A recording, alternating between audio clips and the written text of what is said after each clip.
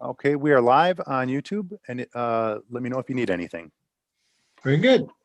Good evening and welcome to the special city council meeting scheduled for Tuesday, April 13th, 2021 at 6 p.m. It's a virtual Zoom meeting and we have a roll call, please. Mayor Beagle, I am here and I am doing the meeting from the city of Wixom, County of Oakland. Deputy Mayor Resnick, I am present, attending from Michigan, Oakland County. Councilmember Behrman, Present from the city of Wixom, County of Oakland, state of Michigan. Councilmember Gotchel, Present, Wixom, Oakland County. Councilmember Grunland Fox, Yes, present remotely from my home in Wixom, Michigan, County of Oakland. Councilmember Sharp is excused. Councilmember Smiley, Here, good evening. I'm attending remotely from my home in Wixom, Michigan, Oakland County. quorum present. Thank you. Changes or additions to the agenda tonight is presented. Do we have any from city manager? No, Your Honor, I'm set with the agenda as it's written. Council? And from my side, No. All right. Seeing none, we'll go to the first call to the public. It's limited 5 minutes per speaker, addressing agenda items only. If you're doing it virtual, press *9. It'll raise your hand. And then when you get called on, give us your name and address. You have 5 minutes to talk about anything on the agenda tonight. Do we have anybody? First call the public. No members of the public are in the meeting at this point. Very good. We'll close that and move on to new business. We have one item of new business today. It's a recommendation and a request to convene in a closed session for the city of the city council in accordance with the Open Meetings Act for the purpose of discussing labor negotiations pursuant to and authorized by MCL 15.268C. Roll call vote, please. I need a motion. Oh, I'm sorry. So moved. so moved. Support. Thank you. Roll call vote, please. Councilmember Gotchel, Yes. Councilmember Grunland Fox, Yes, Councilmember Smiley, Yes, Mayor Beagle, Yes. Deputy Mayor Resnick, Yes, Councilmember Behrman, Yes. 6 yes. Thank you. Okay. At this time, Rob, can you?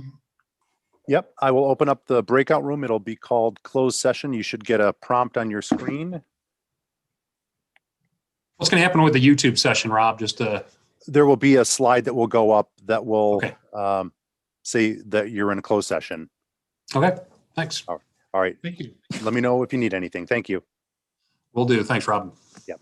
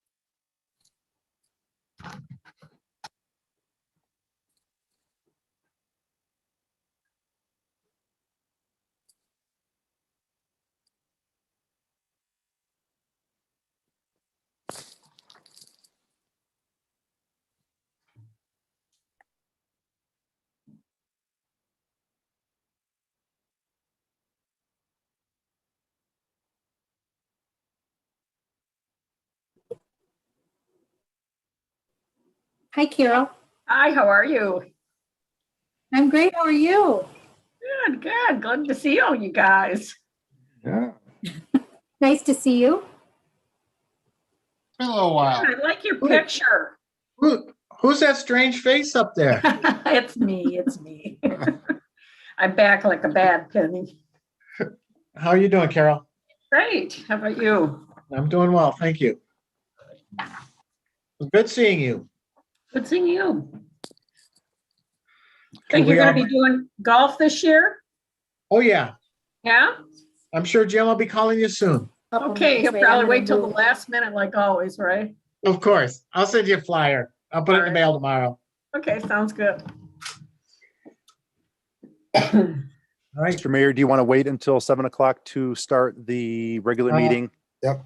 Yeah, Okay. we'll wait till 7 o'clock, but we'll finish the executive meeting session right now, so. Okay, very I good. don't know if will we have to close out like Jeff and them for the executive session since we're still in executive or closed session? Are No, you you- missing, you're not missing any council, right? No. Okay, so now you This can is come just out of, special we come- meeting right now. yeah, Right. so you're just coming out of your closed session and you're going back public and making whatever motion you Right. want, then you can adjourn the closed session, and then you can reopen the meeting at All 7. right. Tia, you're on.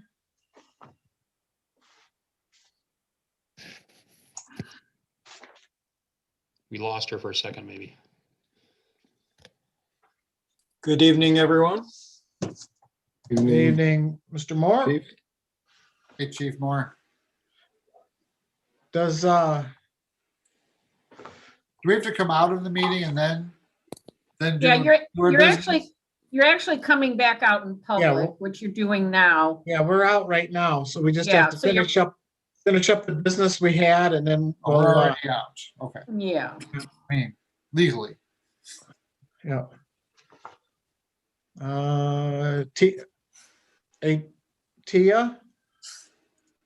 Tia? Tia. Does somebody else want to make that motion or? I didn't write it down. I wrote it down. You got it wrote down? Approval to retain, I'd like to make a motion for approval to retain special labor counsel for a specific matter. Do I have a Correct. second? So moved? Or second? Roll call vote, please. Councilmember Grunland Fox. Councilmember Smiley, Yes. Mayor Beagle, Yes. Deputy Mayor Resnick, Yes. Councilmember Behrman, Yes. Councilmember Gotcho, Yes. Councilmember Grunland Fox, She might be having technical difficulties. I'm trying to get a hold of her.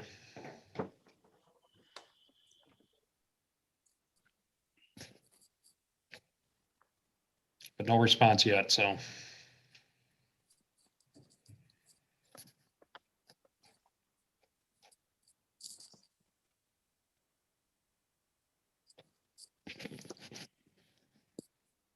There's one phone caller. I'm going to let the phone caller into the meeting. Oh, there's, There she is. Sorry about that. Were you trying to get me? Yeah. We've made the motion and a second roll call vote. That's up to you for your vote. Oh, yes. Very good. okay, that's Thank 6 yes. All right, we'll move on to the second call to the public. Do we have anybody who would like to speak? A special meeting, second call to the public? You have one phone caller. If you'd like to address council, press *9 on your phone to raise your hand. Press *9 to raise your hand. All right, seeing none, I'll need we'll close the second call to the public and can I have a motion to adjourn? motion to adjourn? So moved. Second. Or second. Or All those in favor by saying aye? Aye. I. Aye. Opposed? All right, we'll take a short 4-minute break and come back at 7 o'clock for the regular meeting. Thank you. Thank you.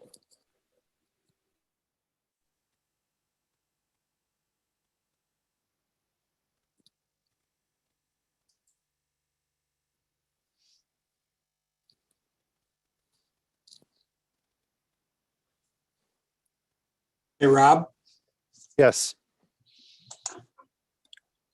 can Hi, you Ron. see, hey, can you see me and hear me okay? Yes, very good. Thank you. Thanks, Rob. Hey, Rob, Jeff Roberts checking in as well. Hi, Chief. Sounding good. Thank you. Good evening. Thanks, Rob. Thank you.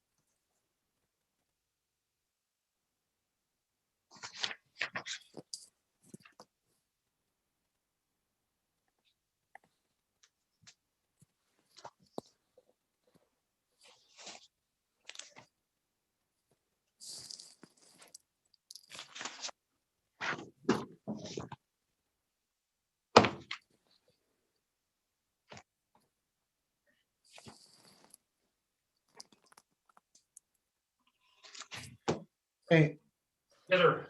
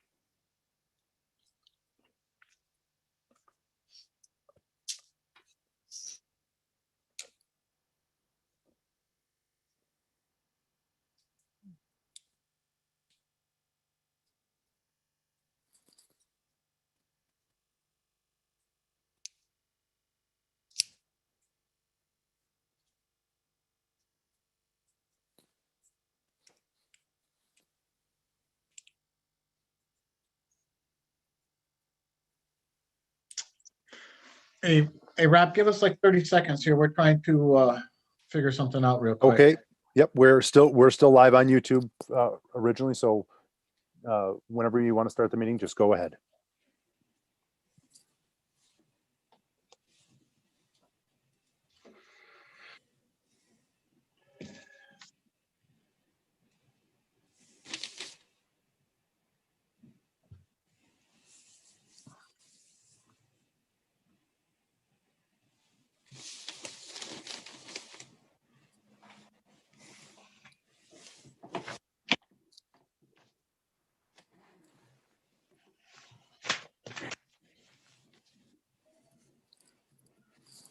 Is that just right after, Okay. just whatever it's wording, proclamation? Is there anybody that's, trying to think who's,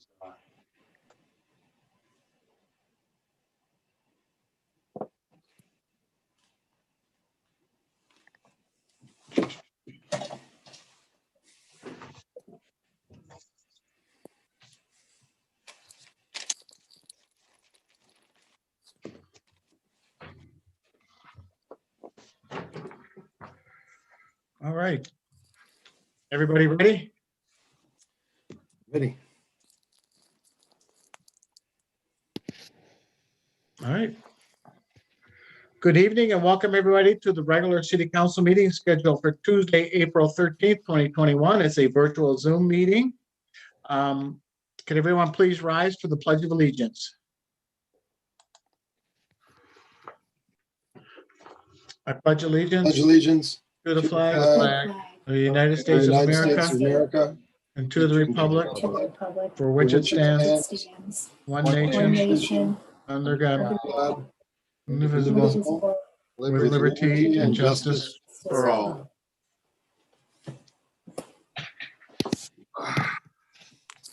Good. Madam Clerk, roll call, please. Mayor Beagle, I'm here remotely from Wixom, Michigan, Oakland County. Deputy Mayor Resnick, I am present, attending remotely from City of Wixom, Oakland County. Councilmember Behrman, Present from city of Wixom, Oakland County. Councilmember Gotchall, Present, Wixom, Oakland County. Councilmember Grenlund Fox, present remotely from the city of Wixom, state of Michigan, Oakland County. Councilmember Sharp is excused. Councilmember Smiley, Here, good evening. I'm attending remotely from my home in Wixom, Michigan, Oakland County. quorum present. Thank you. Changes or additions to the agenda as presented tonight. City Manager Brown? I had none, sir. All right. We have one. I'm going to move the item number 2 from the consent agenda to presentations, which will be immediately after the changes or additions to the agenda. Any other council member with a change or addition to the agenda as presented tonight? All right, seeing none. We'll move on to presentations. We have a proclamation here tonight. It's and I will read it. It is whereas the city of Wixom is proud to have over 800 businesses which enhance the quality of life in all of its citizens. And whereas in the spring of 2007, the city of Wixom launched the Adopt a Road program. And whereas the purposes of the Adopt a Road program is to promote civil responsibility, pride, and volunteerism, to enhance and maintain the appearance of the city, to raise public awareness of the cost of littering, and to improve the environment. And whereas the city of Wixom wishes to acknowledge and commend those companies, families, and associations who participate in the Adopt a Road program for their volunteerism, dedication, and assistance to the city through their participation in this program. And whereas RAMF of Wixom has generously volunteered to participate in the Adopt a Road program by helping maintain the conservation area of Wixom Tech Association. Now therefore be it resolved that the mayor and city council of the city of Wixom hereby recognize and commend RAMF of Wixom, Michigan for their volunteerism, dedication, and assistance to the city through their participation in the Wixom Adopt a Road program. And with us tonight from RAMF, I believe we have Sarah Sobik, who was the operations manager, and Jürgen Penker, who is the chief executive officer. Thank you guys so much for participating in this program. We really appreciate it. If you want to come on and introduce yourselves and tell us a little bit about RAMP.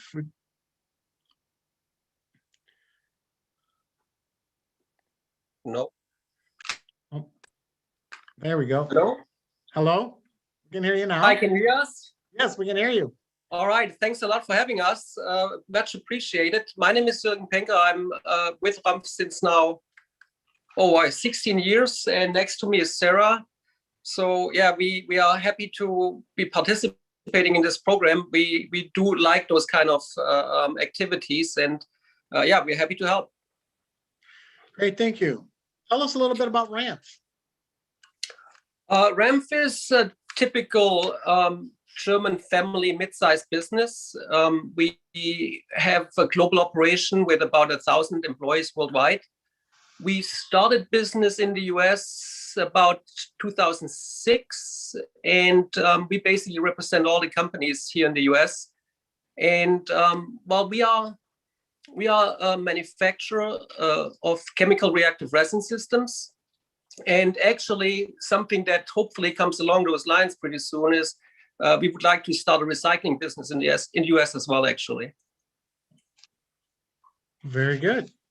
Well, we would like to say thank you once again for participating in the Adopt the Road program. Thank you very much, and thank you for being in Wixom. Thank you. Thank you. There you go. All right, and we'll move on now to the approval of minutes. We've got one set of minutes to approve tonight. That's from the regular city council meeting of March 23rd, 2021. Do you have a motion? So moved. Support. Any additions, corrections need to be made? All right, I've got a motion and a support. Roll call vote, please. Councilmember Grenlin Fox, Yes. Councilmember Smiley, Yes. Mayor Beagle, Yes. Deputy Mayor Resnick, Yes. Councilmember Behrman, Yes. Councilmember Gotchall, Yes. 6 yes. Thank you. Moving on to correspondence, we have one item of correspondence in our packet tonight, and I would like to read one that was sent via email to all the council members. We have a notice of hearing for the electric customers of DTE Electric Company case number U-21015. And we have a letter here, and I'll read it. It's from John O'Brien, who's the chair of the Wixom Parks and Rec Commission. And it reads as follows: to the mayor and city council, I am writing to support the connector trail around the city hall complex. The trail will provide connectivity in the city, a safe path to the tot lot behind the library, increase spending at local businesses, and will promote health and fitness. Partnering with the DDA will allow a trail that has been planned for many years to come to fruition and enhance the city hall complex. And that's the two items of correspondence. Next up is the first call to the public. I'll read the rules of the call to the public. They are as follows. The public shall address the council during call to the public, which shall be included on the agenda immediately after correspondence, and again, immediately after new business. The first call to the public immediately after correspondence shall be limited to agenda items only. A person shall not address the council in excess of 5 minutes unless the time is extended by a majority vote of council present. Persons wish to address the council shall identify themselves and their place of residence and shall state their reasoning for addressing the council.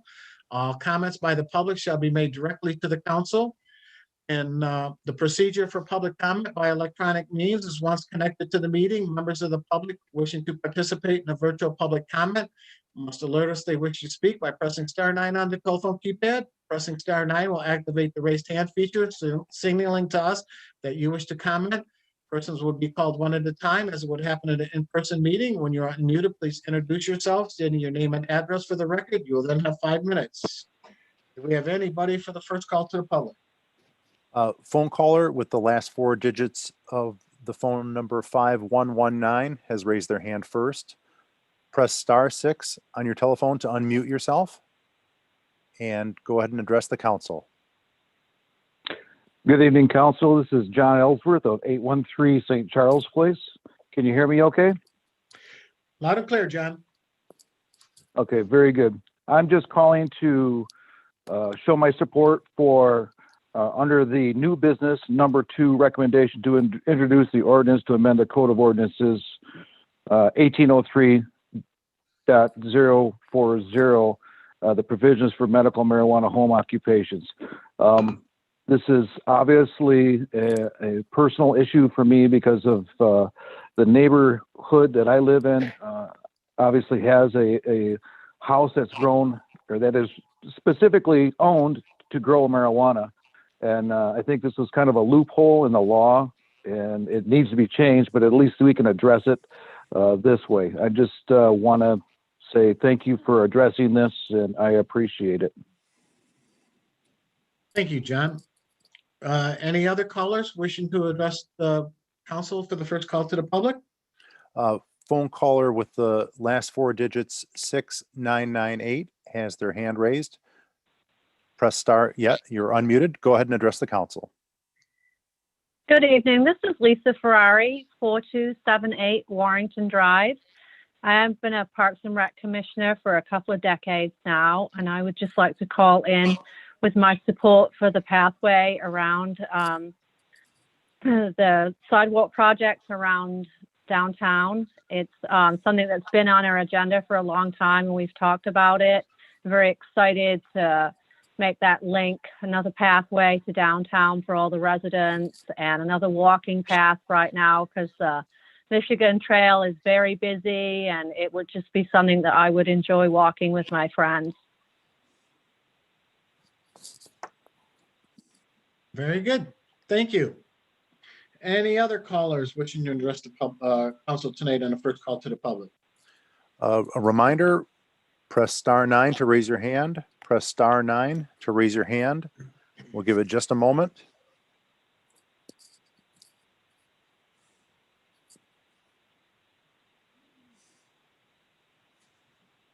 No one else has raised their hand.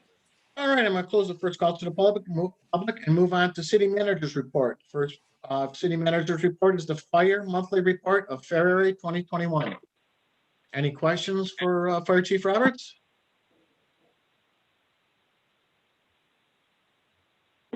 Wow, getting off easy tonight, Jeff. Thank you. You're welcome. Next one is the police monthly report of February 2021. Any questions for Public Safety Director Moore? Man, Ron, you got all dressed up for nothing. I'm on mute, though. All right. Next up is the Water Department report from February 2021. Deputy Mayor Resnick. Thank you, Mr. Mayor. I don't know who's coming on. Is it Tim? Oh, Tim. I noticed that, and I know I hate to harp on this every week or every month, but the fats, oil, and grease, the exceedances, you list 3 restaurants, and the action was cleaned self. Can you explain what that means exactly? So they had them, they required the business owners to clean them and clean the grease traps that were there. And I believe that they would be resampled after that to make sure that that is acceptable. So we would see those same 3 on the 321 report or 421? Yeah, I believe the 421 report. Okay. It takes a bit, but yes, they should. All right. They We'll keep should an eye out for it. All right. Thank you. Any other questions on the water report? All right, seeing none, we'll move on to the consent agenda. All items listed under the consent agenda are considered routine by City Council and will be enacted by one motion. There will be no separate discussion of these items unless a council member so requests, in which the items will be removed from the consent agenda and added to the regular agenda at the end of unfinished or new business. Do I have a motion?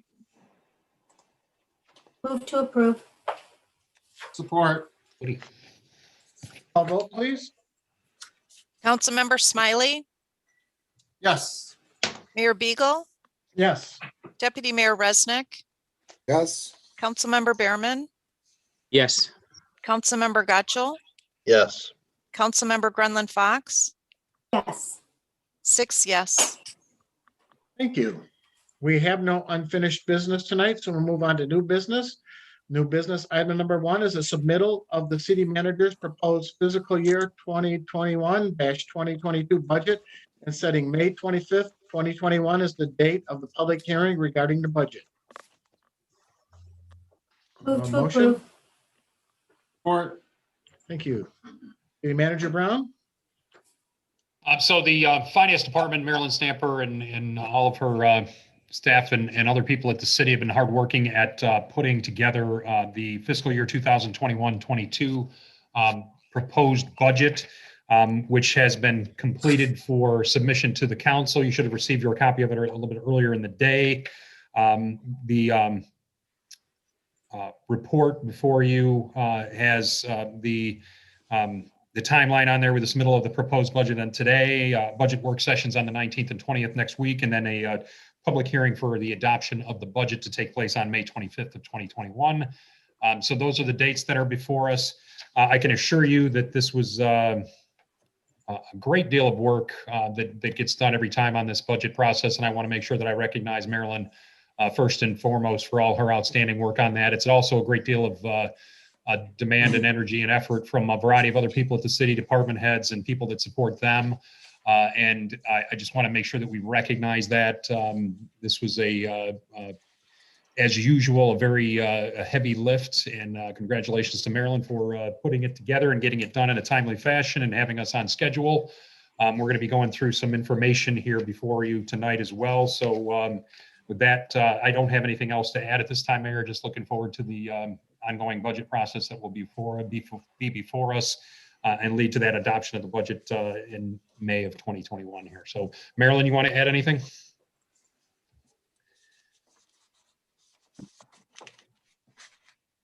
No, I think you covered that pretty good. And if I can share my screen, I'll go through the presentation. Yes, go ahead. Screen sharing is turned on.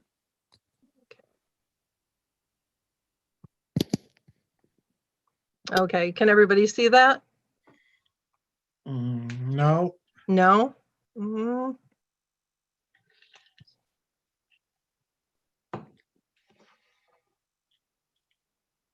Well, that's not good. Hold on just a moment.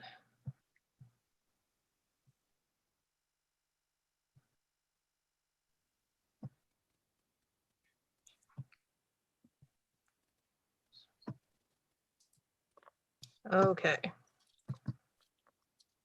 There we go. How's that? There we go. Sorry about that. Okay. All right. Good evening, everyone. You should have received a copy of tonight's presentation in the front cover of the binders that were delivered to you. We'll start by going through the first slide. Our taxable values this year are estimated to increase about 2.39% over the previous fiscal year.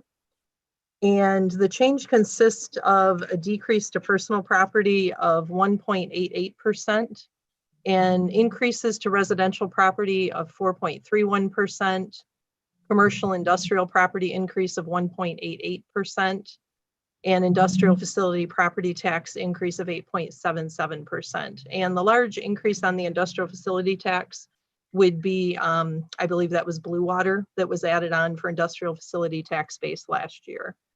Our tax base continues to be well balanced between 43.44% residential and 40.43% split between commercial and industrial.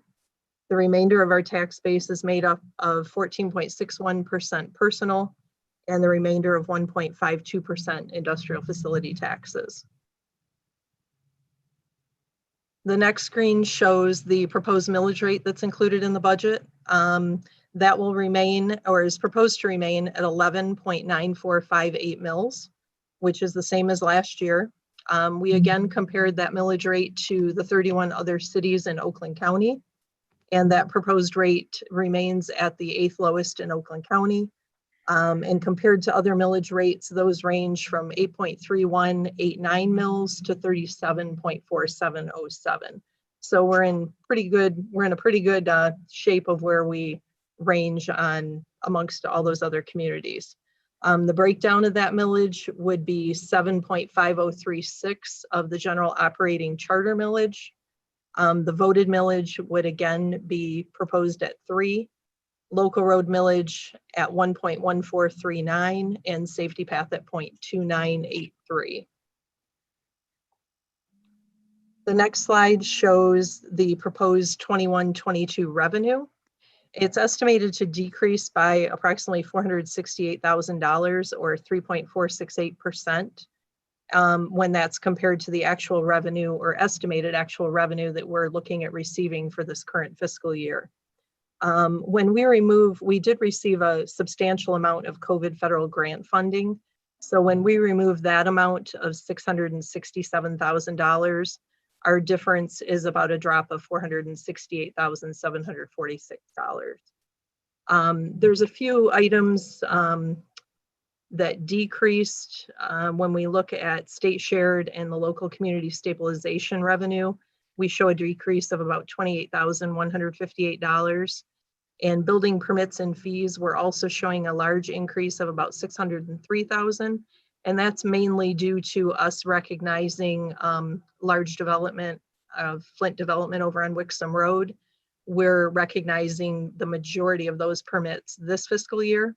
So that's part of the reason why we're going to show such a drop next year. But that revenue could actually come in next year. We're just not sure on the timing of that. The miscellaneous revenue line item going down by $591,000. That's inclusive of that federal COVID funding that we won't have in next year's budget. The other decrease is the contribution from the DDA, which decreased by $72,115. And that is because the DDA has reached its final year of debt repayment to us. They've collected enough funds through their DDA capture that we're able to satisfy that debt this coming fiscal year. So we can recognize that funding source will be gone after this fiscal year. And typically that was bringing in about, for a couple of years, it was anywhere from $250,000 to $367,000. So that will be something we'll have to look at going forward.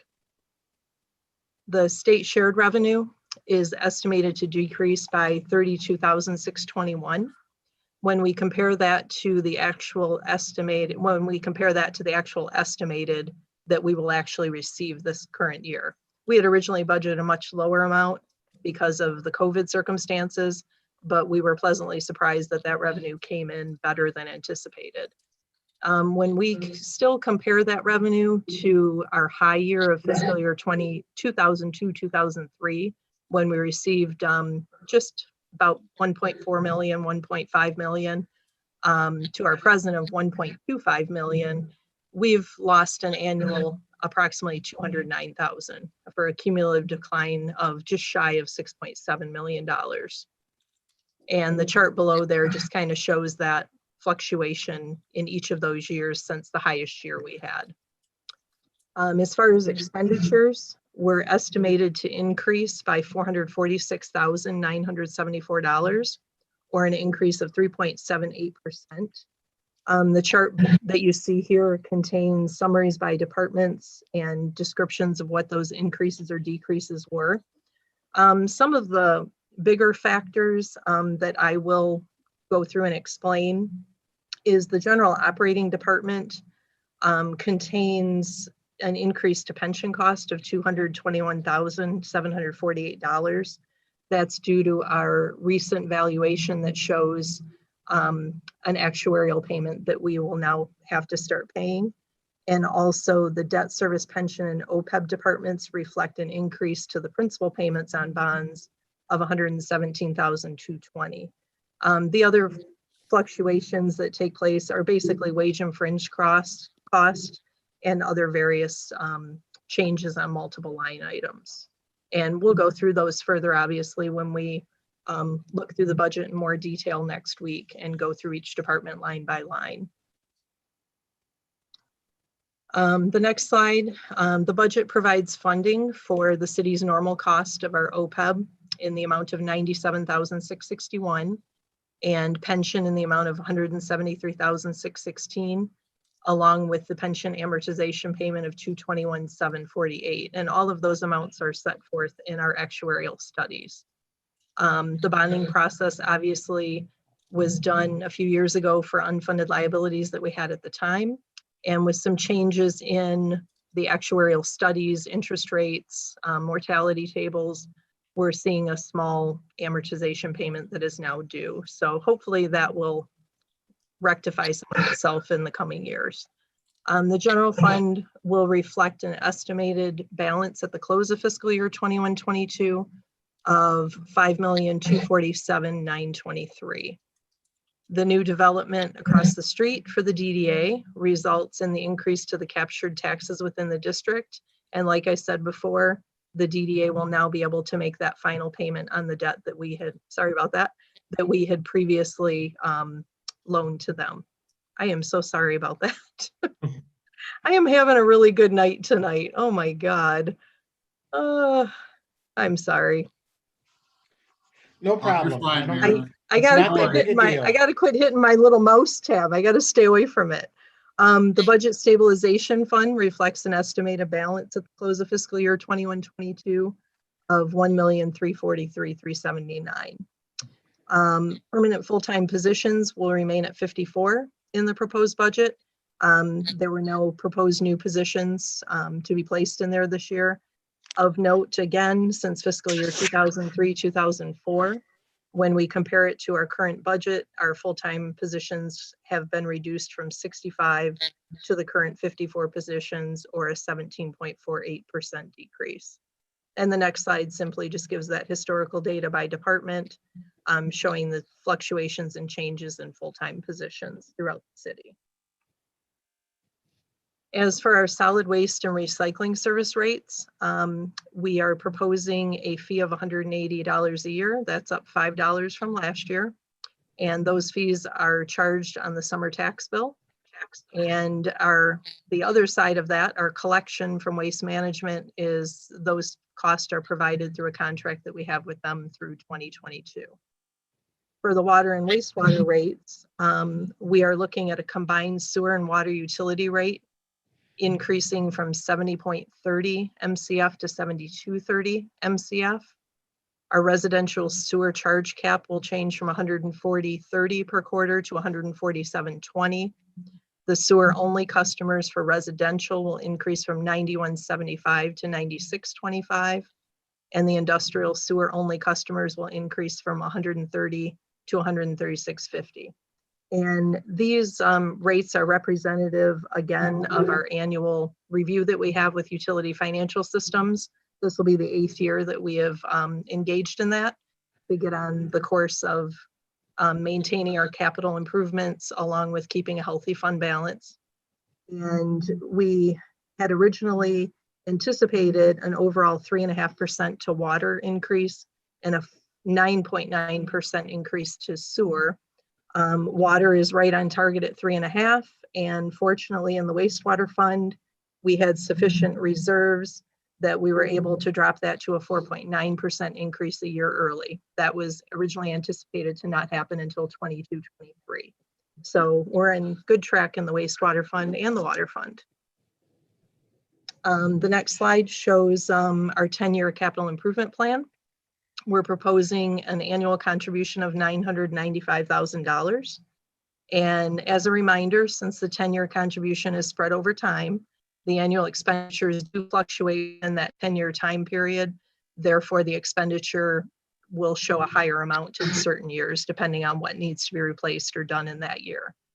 So the schedule below shows capital improvement projects or purchases and the amount of $2,775,249, and includes all of those items that you see on the chart, ranging from vehicles to building repairs, improvements, parks.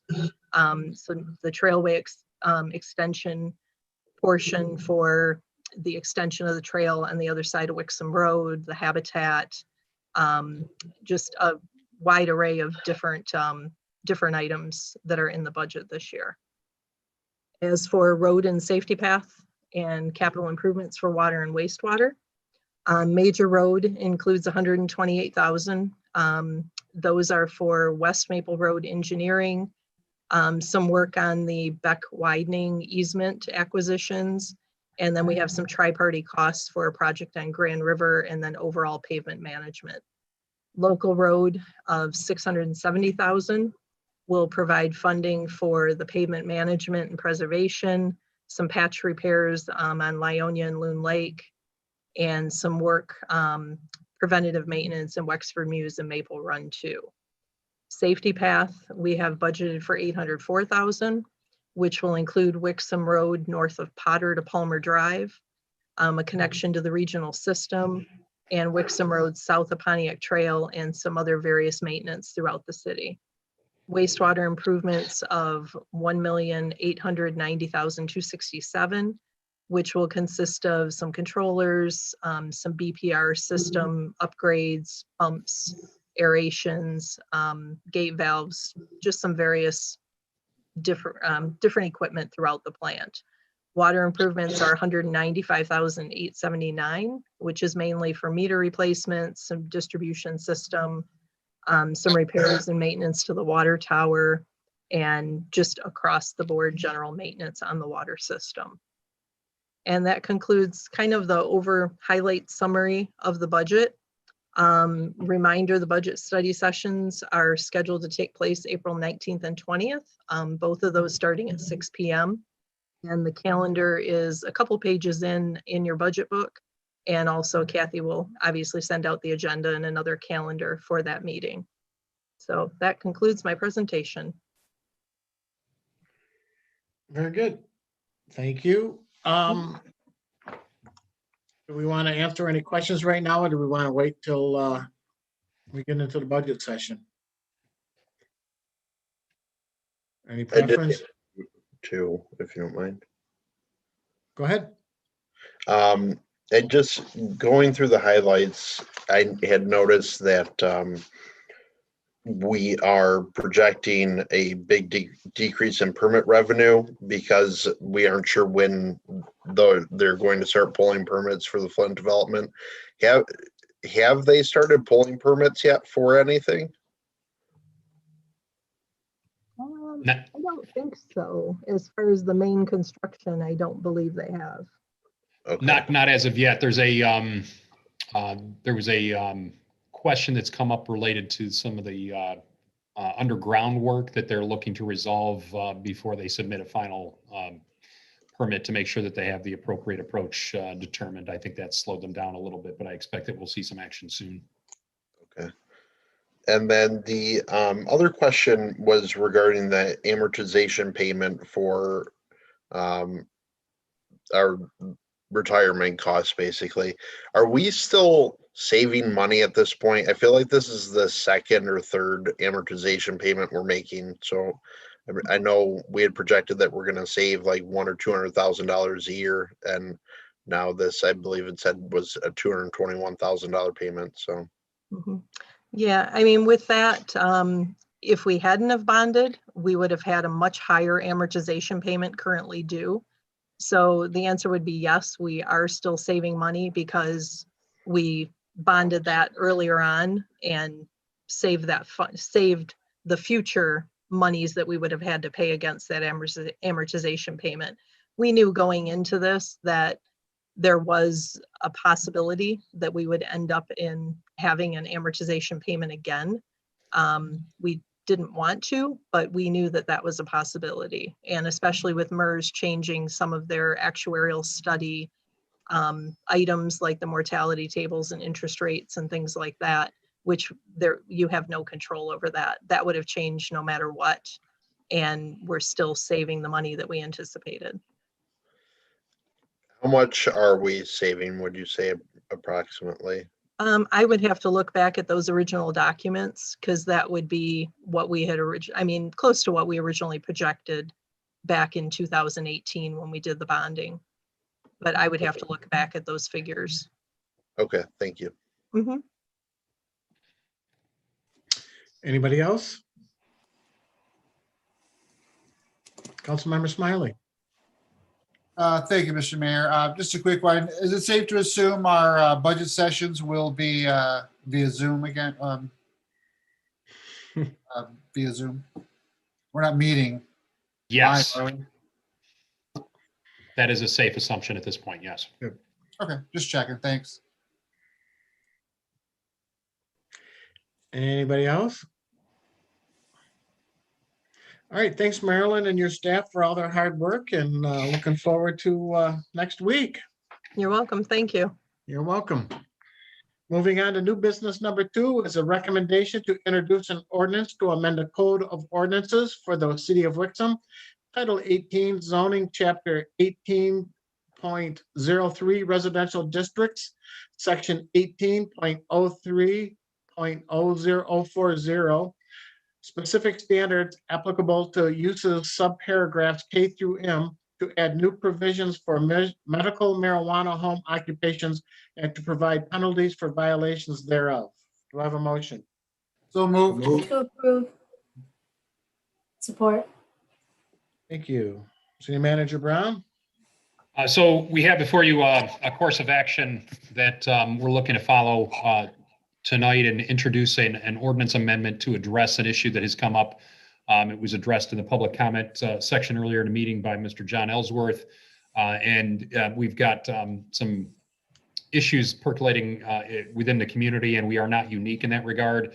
It is something that's become an issue in many communities across the area, in the state, I would venture. But we are experiencing issues with the potential use of a residential structure as a marijuana grow facility. And because of that, we wanted to bolster what we had in place to more specifically address that. We had conversations with the city attorney about how we might do that. And Carol Rosati is here from our law firm this evening to provide feedback to you and to respond to some questions you may or may not have on the introduction of the ordinance amendment that's before you tonight. Essentially, the ordinance amendment that we're proposing was drafted by Carol Rosati as our attorney. And the intent of it is to address the prospect of a home occupation for marijuana growing, and to require a variety of things if that is going to be something that is being pursued in a residential district, to make sure that it doesn't cross the line into becoming a commercial grow operation in a residential area, which would be contrary to the city ordinances on marijuana facilities. So that's the purpose of what's before you tonight. There's a lot of language that's in there. And I wanted to make sure that we had Carol Rosati here this evening to address it. So I defer to Carol if she's got anything else that she wants to address up front, or if we just want to get into any questions from mayor and council. I guess the only thing I would add is, we've had this discussion about marijuana on and off through the years, and it's all been new and the case law has been evolving. Fortunately, the Michigan Supreme Court came down recently with a case that said, yes, you can, regulate these things through your zoning ordinance. So that was not entirely clear before how far we could go with that. So that case also prompted us to take a look at this again, to put stricter regulations than we had before. It was always our intent that the caregivers would be living in the home where they would be growing their plants, and that's what was always discussed, but we're finding people are trying to get around that. So basically people aren't living there, they're just being used to grow the marijuana, which is really, in my mind, one of the business establishments that you opted out of having. Yep. Hi, Keenan. Councilmember Gatchel. Hi, Carol. Hi. I do have some questions, but first, Okay. do we need to vote on item number 1 to set the public hearing date? Yes, please. Oops. Oh. The DT. Okay. Catch. Oh. Good catch. Oh. All right, we've got a motion and a second to approve the submittal of the city manager's proposed fiscal year 2022 budget, setting May 25th, 2021 as the date of public hearing regarding the budget. Roll call vote, Move please. to approve. Mayor already had- Beagle, Yes. Deputy Mayor Resnick, Yes. Councilmember Behrman, Yes. Councilmember Gatchel, Yes. Councilmember Grunland Fox, Yes. Councilmember Smiley, Yes. 6 yes. Thank you. Thank you, Councilmember Godgill. Go ahead. Thank you. Regarding a question, and I think it might be covered under subsection 9 on page, well, I guess for subsection 9 on page 5, I noticed has a misspelling. The word Yeah. marijuana also has the number 9 in it. Yep, I caught a couple of those, Keenan. I'll clean that up before it Okay, comes back. perfect. The main question I had was in section L, which might cover it, but it doesn't explicitly do so.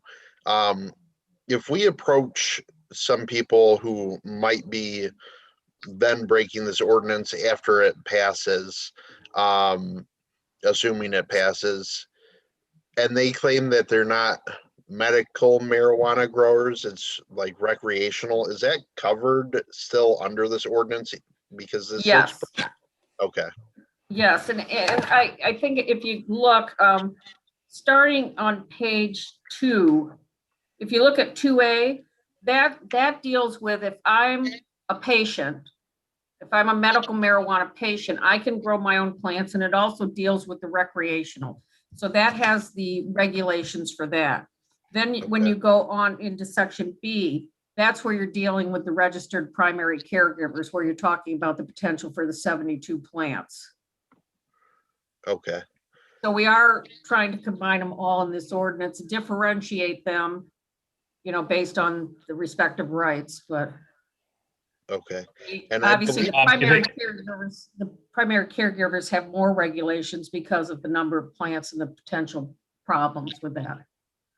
I'm sorry, Okay. Steve. So if I can kind of amplify something that I think Keenan asked there, and I think it's a good question there. You're talking about A1, right? It talks about a registered qualifying patient and individuals over the age of 21. So that's where it's basically the recreational user That's there. recreational. Would it be okay from your perspective to add a more of a direct reference to that and I have no recreational problem with that. That would probably, recreational users over the age of 21? yep, yep, Okay. okay, yeah, just, Clear is better, so. yep, yeah, I like just wanna that. make sure that it's not gonna be, well, we aren't growing medical marijuana, we're growing recreational marijuana. And then the other part in here that I noticed was there was a 25% rule of the entry level. I'm trying to re-find it here because I was just scrolling to, so it's on page 4 at the bottom, it Page says 4. the use of the dwelling unit for the home occupation shall be clearly incidental and subordinate to its use for residential purposes by its occupants and not more than 25% of the total first floor area of the dwelling unit. I guess, how does this apply to, because in reading it doesn't look like it applies to basements or second floors. Correct. And this is sort of a, you know, a way to define the limited area. But if you would like to define that in a, you know, in a different way, I'm open to any suggestions on that. I think Yeah, what we're I get- finding with some of them is they are growing in the basement. I would say most people are, I mean, me going on home tours, I see setups. And so, yes, people are growing in the basement. I haven't been in a house, obviously, where it's just all a grow house. So that's a little bit different. But I just wonder if there might be a way to structure that a little bit more, that it's a total area of all of the space or all of the footprint. That way we can't go in and they say, well, the first floor is 25%, but then the second floor and the basement are packed. That's the only concern I have with that language right now, is that I think theoretically someone could do that if they wanted, which when it comes to resale, that's going to hurt values in the city. Yeah, that's a good comment. I can make that change. Thank you. Any other questions for Carol? Deputy Mayor Resnick. Thank you, Mr. Mayor. Carol, in section 2B3, it states that the home occupation shall not be located within 500 feet of another registered caregiver. But scrolling down to 9, it says if a primary caregiver is not the owner of record of the dwelling, primary caregiver must gain written and notarized consent from the owner of that dwelling to use the dwelling for medical marijuana home occupation. Does that mean possibly that there could be a cluster of homes and they're not, the owner of the home is not the caregiver, but has given written consent to somebody to do the grow operation in the house? Could that be a potential loophole in this, in section? No, those are intended to cover two entirely different things. The first deals with, and again, this is, this is something I've selected feeling that you probably didn't want to row these houses together. So I selected a figure of 500. The other section, section 9, simply deals with a situation where, I'm renting a home. Right. And what we want is verification from me that I'm letting them do this. That's what that's meant to cover. In other words, somebody can't just go in and rent a home and start growing all the plants without us being told that the owner says that's okay. So should that paragraph 3 be changed to say within 500 feet of another registered caregiver or home grow operation? Just to be safe, again. Well, they have to be a registered caregiver to grow. Right. So, if the tenant's a registered caregiver, that's what he is. So it's not really considered a grow operation. Like this is all dealing with those registered caregivers. So the implication is it says if the caregiver is not the owner, number 9, then the owner has to say it's okay. Again, I'm very much in favor of this ordinance change. We always talk about at federal, state, and local level of unintended consequences of legislation, and this unfortunately is one of them. Where even though we've opted out on the commercial establishments, there's a loophole that allows it. Interestingly enough, this was in this morning's front page of the paper, and I don't know if let me just show you this. But this is what happened. Oh, virtual background. So yeah, if you pull it back, you can see it better. I will shut the virtual background off. This was a home in a single family home on Sunday in the San Fernando Valley in California. And root cause, this was a home grow operation. And even though our ordinance may cover it, we can see why Mr. Ellsworth and those who have come forward and say they don't want this in their neighborhood. Great example of why. So unintended consequences of legislation. This is one of them. So thank you for drafting the ordinance.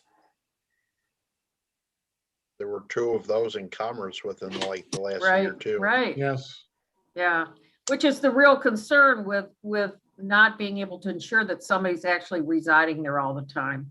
If somebody's just popping in once in a while to check on the plants, who knows what can happen in the interim. Yep. Councilmember Gremlin Fox. Thank you.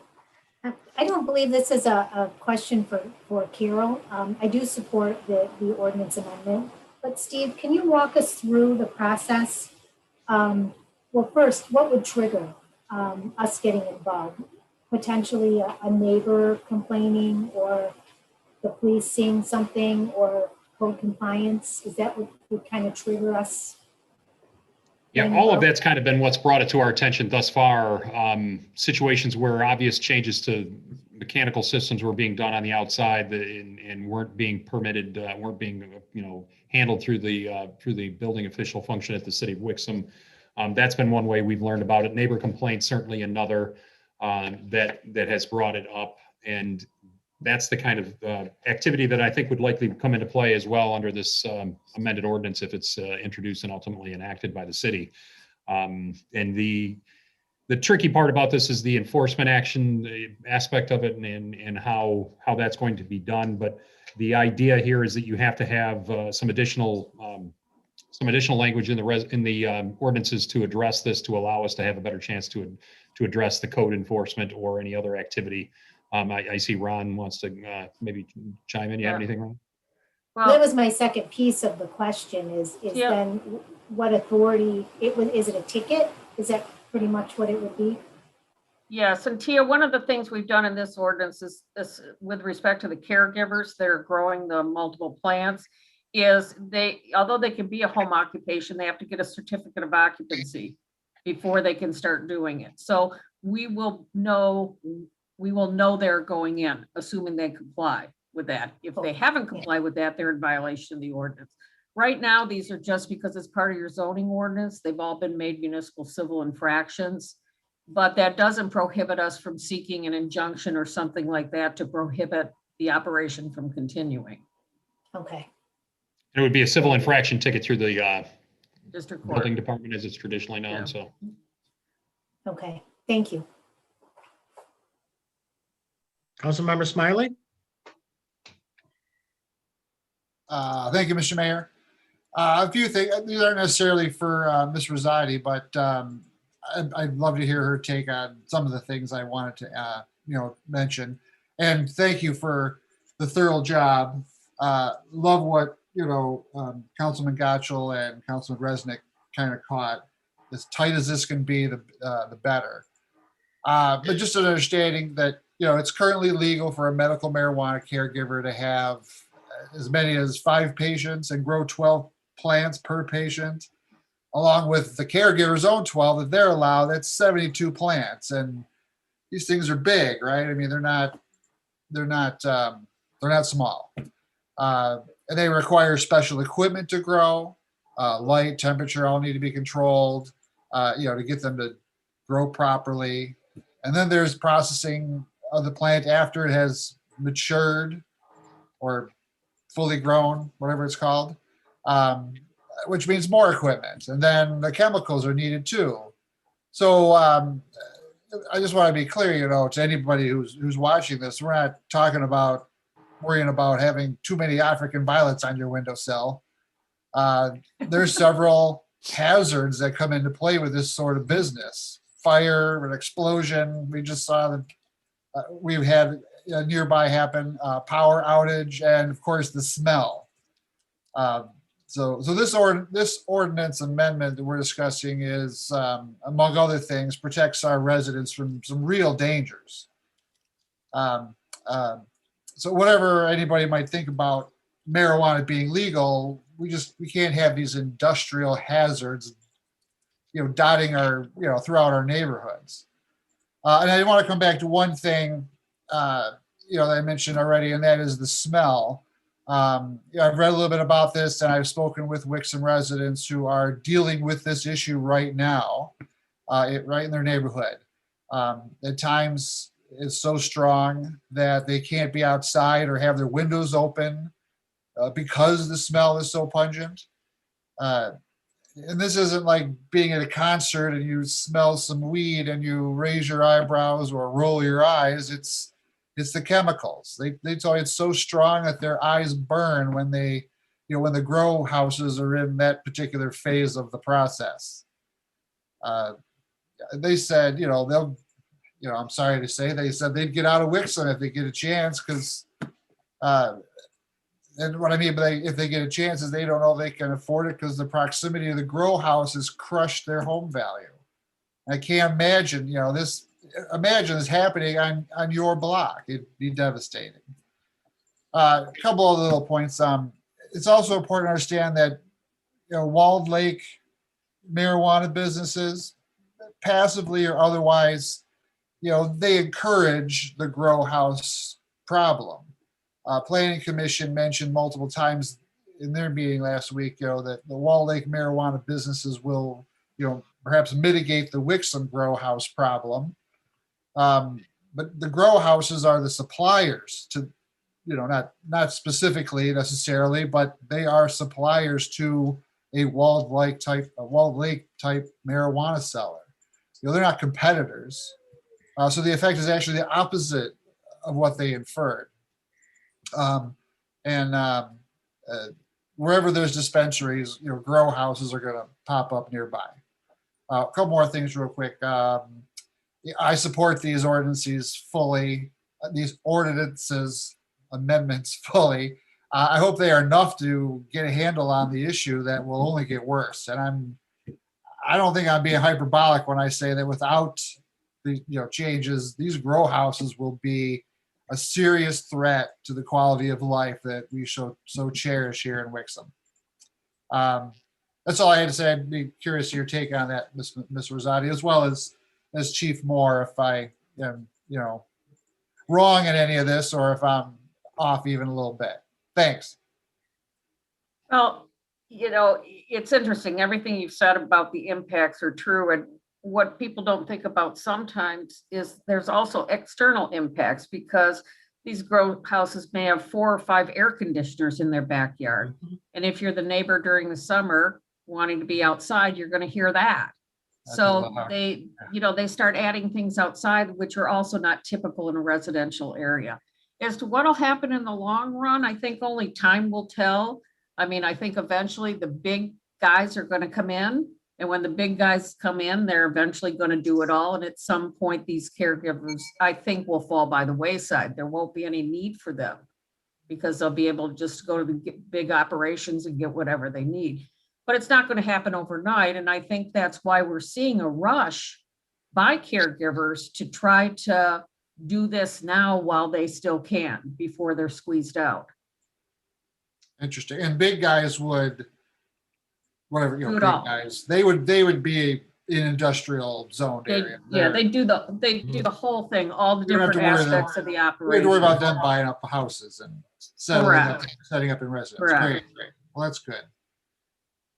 That's my 2 cents. I could be right or wrong. Maybe the Oh, director sure. board No, I has something to understand. say about it, but But I was encouraged, and I guess I wasn't aware that, what did you say? That the Michigan Supreme Court, said that we could do these kind of local ordinances. Yeah.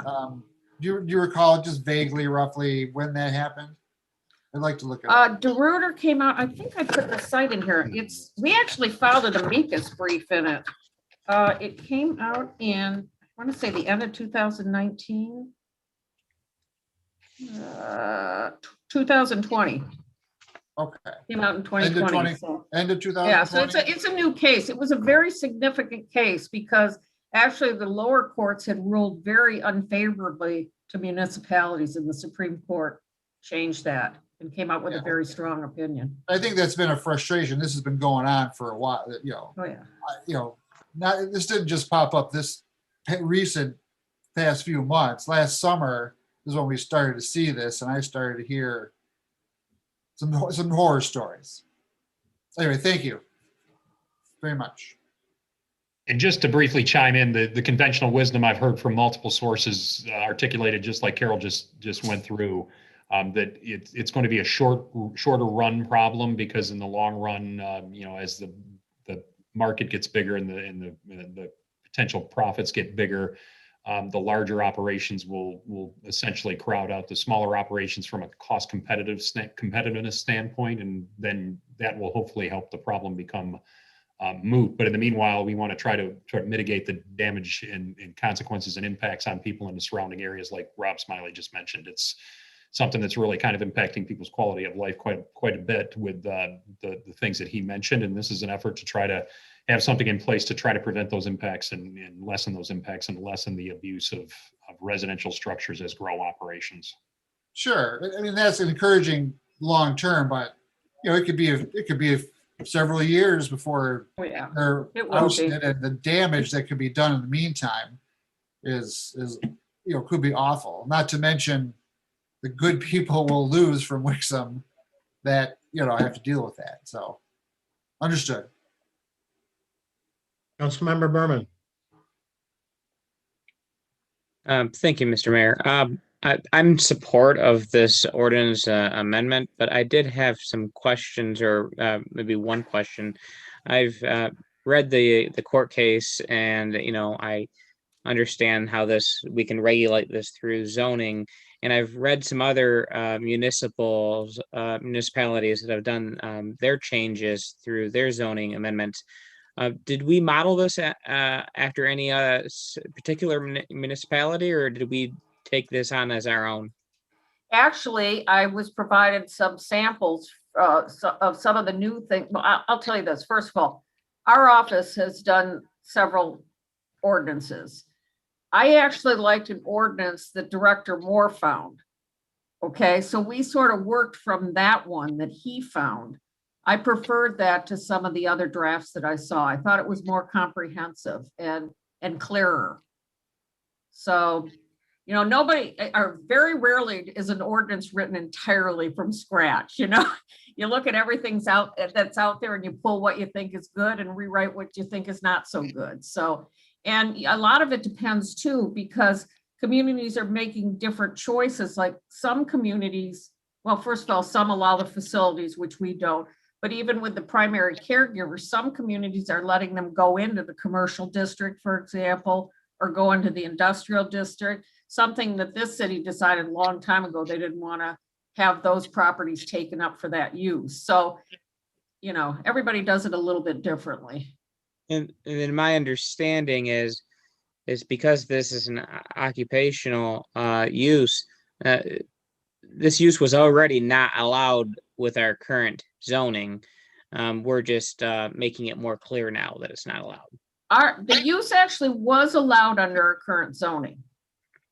But what wasn't clear, well, I think it's clear, but it's questionable, and that's why we decided to rework this ordinance, was that you also had to live there. Okay, we've always permitted, or since we first regulated, permitted caregivers to be in the residential districts because we figured, okay, we're not going to put them in the other districts.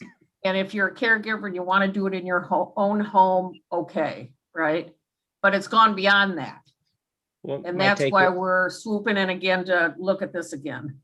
My take would be that if they're not living there, then it's not a home. Then it's a business purpose and not allowed in the current zoning. That's exactly our position. That's exactly our position and the position we're taking with the few homes we're dealing with right now. Okay. Thank you for that clarification. Thank you for your work. Thanks. Anybody else? Carol, thank you for making this a rock solid ordinance for us. And I think even if somebody wants to challenge us with it, I think they don't have a leg to stand on. I support this. And with that, I have a motion and a second to approve the recommendation to introduce an ordinance to amend the Code of Ordinances for the City of Wixom, Title 18 Zoning, Chapter 18.03, Residential District, Section 18.03.040, specific standards applicable to uses, subparagraphs K through M, to add new provisions for medical marijuana home occupations and to provide penalties for violations thereof. Roll call vote, please. Deputy Mayor Resnick. Aye. Councilmember Behrman. Yes. Councilmember Gotchel. Yes.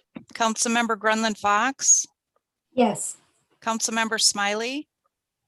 Emphatic yes. Mayor Beagle. Yes. 6 yes. Thank you. Motion passes. Thank you. You're welcome. Thank you, Carol.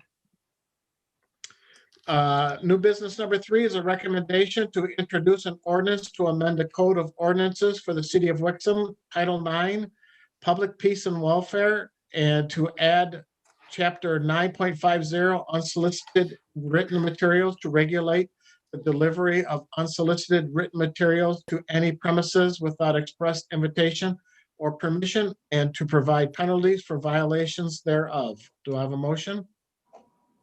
So Move move. to approve. Support. Thank you. City Manager Brown? Yeah, so as a brief introduction, this has been an ongoing subject of discussion within the city about the delivery of ostensibly newspaper documents at the foot of driveways that were perceived to be as that ostensible newspaper document, something that was free speech protected. That had been the issue that we were dealing with when we were trying to look at whether we could do anything to regulate that. Because of new developments in the legal area on this, case law and things of that nature, we've decided that we can do something to regulate the delivery locations of these unsolicited materials, and that's the purpose of the ordinance amendment that's before you tonight is to address that. Essentially, it just is going to prohibit the ability or prevent the ability of delivery agents to just drop them at the foot of driveways and require them to put them in specific locations in the home or around the home. And that's the purpose of the ordinance amendment that's before you tonight. And the idea is that these easy delivery where they're just throwing it out of a car at the foot of a driveway is a form of visual blight, litter, inconvenience to residents, or a combination of all of those things. As you all know, it's a hassle to pick that up on a daily basis when it's not something that you're asking for, not something that you're seeking, not something that you're looking to use or read. And again, it's questionable sometimes what the content of the materials are and whether they really are something that would be subject to that kind of a free speech protection or not. So the purpose of the ordinance is to address the locations where these can be dropped and hopefully to reduce the issue for homeowners in the city of Wixom. So that's my introduction. Carol, I don't know if you have anything else that you want to add to the discussion, but I wanted to start with that. Really not. I mean, we were fortunate that the Sixth Circuit clarified this in a decision more recently to be able to allow us to do this because, you know, what we do is weighed against the First Amendment rights. So we're happy that came out. So now we can move forward with this. What's contained in this ordinance was already upheld in the case that, you know, formed the basis for us rewriting this. Hey, Carol, a couple quick questions. Who's responsible for, let's say, the ticket that gets issued for this? Is it the carrier or is it the company that's publishing it? It's the company that's publishing it. Okay, so we wouldn't have to have somebody like videotape the person throwing it out? No, Okay. there's a, let's see. There's a presumption in there. I have to look for it real quickly. It's in section E. Section E. Create a rebuttable presumption that the materials were placed by the Okay. owner, agent, manager, and yeah. All right, yeah, that wasn't too clear to me, so Yeah. thank you. Okay. Councilmember Gatchel? Thank you. I appreciate this being brought forward. I know this is something that we had brought up a few years ago at this point, but the environmental damage that having a bunch of unpicked up, unsolicited plastic bags floating around. I took some photos just driving through 2 streets of my neighborhood, and there were a ton of photos of these just being in the street and whatnot. And environmentally, it's not good for the neighborhood. I remember back when I used to deliver newspapers for the Spinal Column as a child, and seeing people have newspaper boxes for the free press and news and whatnot. And those have largely gone away, but I know a number of mailboxes have newspaper slots on them. That's permissible under this ordinance. So I know a part of the legal issue that I believe it was Lake Orion or Orion Township ran into was they were calling it litter. And so I guess the clarification here is we're not saying that you can't deliver them. There's just a means for delivering these products, and it doesn't just apply to newspapers. I mean, there's all sorts of stuff. There's people that drive and painters and all sorts of people that put flyers out. So I think it will go a long way to help make things look nice in the city, and also cut down. I never understood why people walk to get their mail every day and don't bend down to pick these up, but they do, and they do it for weeks on end. So hopefully it'll clear that issue up as well. You good? Councilmember Smiley? Thank you, Mr. Mayor. Councilman Gotcha, real quick, you'll understand how difficult it is to bend over sometimes when you get old.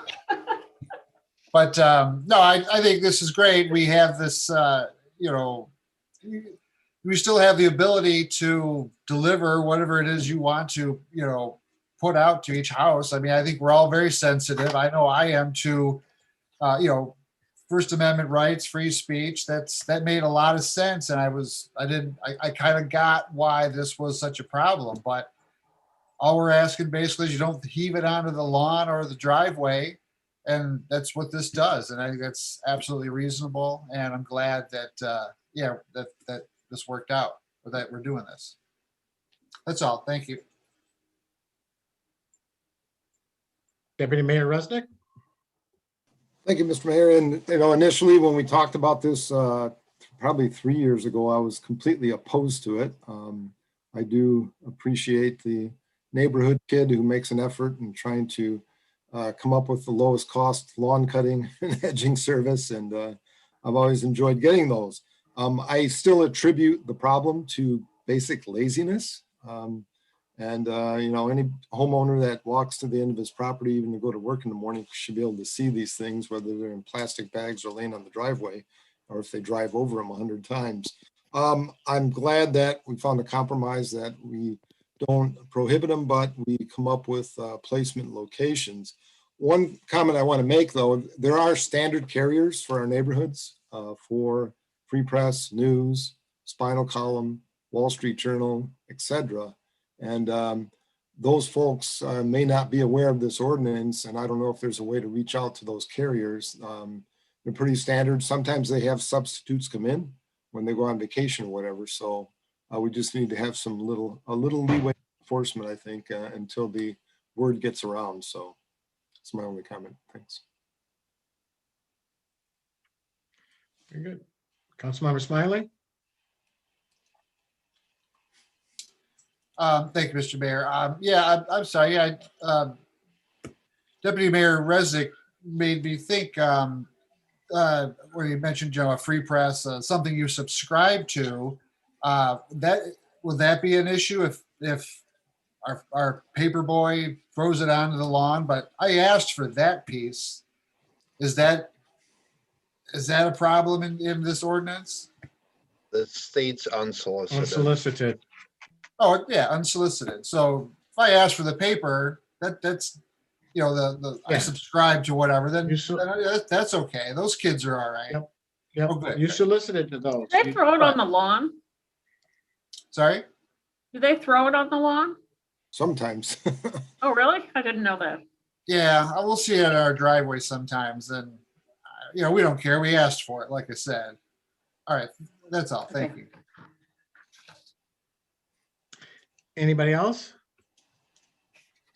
All right, seeing none, I got a motion and a second to approve the recommendation to introduce an ordinance to amend the Code of Ordinances for the City of Wixom, Title IX, Public Peace and Welfare, to add Chapter 9.50, unsolicited written materials, to regulate the delivery of unsolicited written materials to any premises without express invitation or permission, and to provide penalties for violation thereof. Roll call vote, please. Councilmember Behrman, Yes. Councilmember Gotchel, Yes. Councilmember Grunland Fox, Yes. Councilmember Smiley, Yes. Mayor Beagle, Yes. Deputy Mayor Resnick, Yes. 6 yes. Thank you. Motion passes. And with that, I think I'll be dropping off because you don't need me anymore, correct? Oh, unless you want to stay on, Carol. Whatever your preference is. We're having cake later. It'll get delivered to you. Hey, wait, isn't she on the clock? Yeah. Yeah. Go. That's what I figured. You wouldn't want me just sitting here. So I will see everyone next Appreciate time. All right, thanks, Carol. Thank you. Carol, thank you very much. Have a good evening. Take care. Bye. All right, moving on, new business number 4 is a recommendation to approve a police and fire dispatch service agreement between Oakland County and the City of Wixom, and authorize Mayor Patrick Beagle to sign the agreement on behalf of the city. Do I have a motion? So move. Support. Public Safety Director Moore? Good evening, Mayor and members of council. Can you hear me okay? Yes. Yes. Okay. For approximately just under 21 years, the Wixom Police and Fire Departments have been with the Oakland County Sheriff's Department Dispatch Center. This contract that I included as an attachment to the report that Chief Roberts and I completed was submitted to the Oakland County Board of Commissioners. So that's where these numbers are coming from. And just so you know, when the county arrives at how much they want to charge a municipality for police dispatching and for fire dispatching, they base it on, it's different. Police and fire is a little bit different. They base the fire department numbers based on how many calls for service that a fire department takes in the year. With the police, it's not so much driven by calls for service, but it's driven by the number of full-time equivalents as registered with MCOLS, the Michigan Commission on Law Enforcement Standards. So with Chief Roberts, his bill is driven by how many fire calls for service they took. With us, it's based on, and they don't include the police chief. So for us, it was based on 19 sworn full-time police officers with MCOLS. So that's how they arrive at these numbers. For budgetary purposes, the total that we get billed, 80% of that comes out of the police budget and 20% comes out of the fire budget. You have the numbers there in our report. And as you can see that in year one, which began about 13 days ago on April 1st, year one was a 5% increase. Year two was a 3.2% increase. And year three was a 3.2 increase. Averaged out, that's a 3.8 overall percent average increase over the course of the 3 years. You might recall from the last time we entered into a 3-year agreement with Oakland County Dispatch, the increase was 4.72, averaged out over the life of the 3-year contract. So it's a little bit lower this time around. I did want to inquire, for our due diligence, what are some of the great services that Oakland County Dispatch offers, that justifies the 5% increase, the 3.2 and the 3.2. They've taken great measures to enhance the text to 911 service. And text to 911 is a great service that's offered in Oakland County. If you're hearing impaired or you have a voice impairment, text to 911 is a fantastic program where you just simply open up your text messaging on your mobile device and you enter in 911 and you just list out the emergency. So it's great for those who have a hearing impairment or a vocal impairment, but it's also good that, heaven forbid, somebody's involved in a situation where it would be dangerous for them to pick up the phone and speak out loud to a dispatcher. For example, somebody who's in a volatile domestic violence situation, or somebody's maybe hiding in their home with an active home invasion, with an actual burglar in the home. The text to 911 system is fantastic for situations like that. We hope a citizen's never in that situation, but it is a very valuable service. And then, of course, the enhancements that are coming probably in the next fiscal year with the new Motorola radio system, the new Motorola portable radios, as well as the consoles that will be put into the dispatch center in Pontiac, both on the police and the fire side. So there's a lot of great things coming from Oakland County Dispatch. And if you approve this, us entering into this agreement, I believe we have a great partnership with the Oakland County Sheriff's Office, and I would like to see it continue. Councilmember Grunland Fox. Thank you. Chief Moore, can you tell me if we had in-house dispatchers, how many would we have? How many For the size of our community? How many in-house dispatchers would we need to have? Yes. Let's say 3 8-hour shifts. So there's 3. Factor in vacations, factor in sick leave, factor in training and personal leave. You would probably have to throw in a supervisors on every shift. You'd probably have to have anywhere between 12 and 15 dispatchers to pull that off 24/7 around the clock. Okay.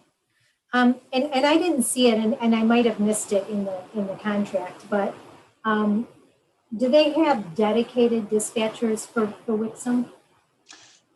Not dedicated for the city of Wixom. but there is one dedicated for what they call the West End, which is going to be your Commerce Township, Wixom, Walled Lake, Wolverine Lake, Lyon Township. So they do have a West End or western edge of the county dedicated dispatcher. Just one? Well, you're going to have the call taker, a dedicated call taker, and then a dedicated person putting out the police runs. And then you also have that similar system, correct me if I'm wrong, Chief Roberts, on the fire side. Fire.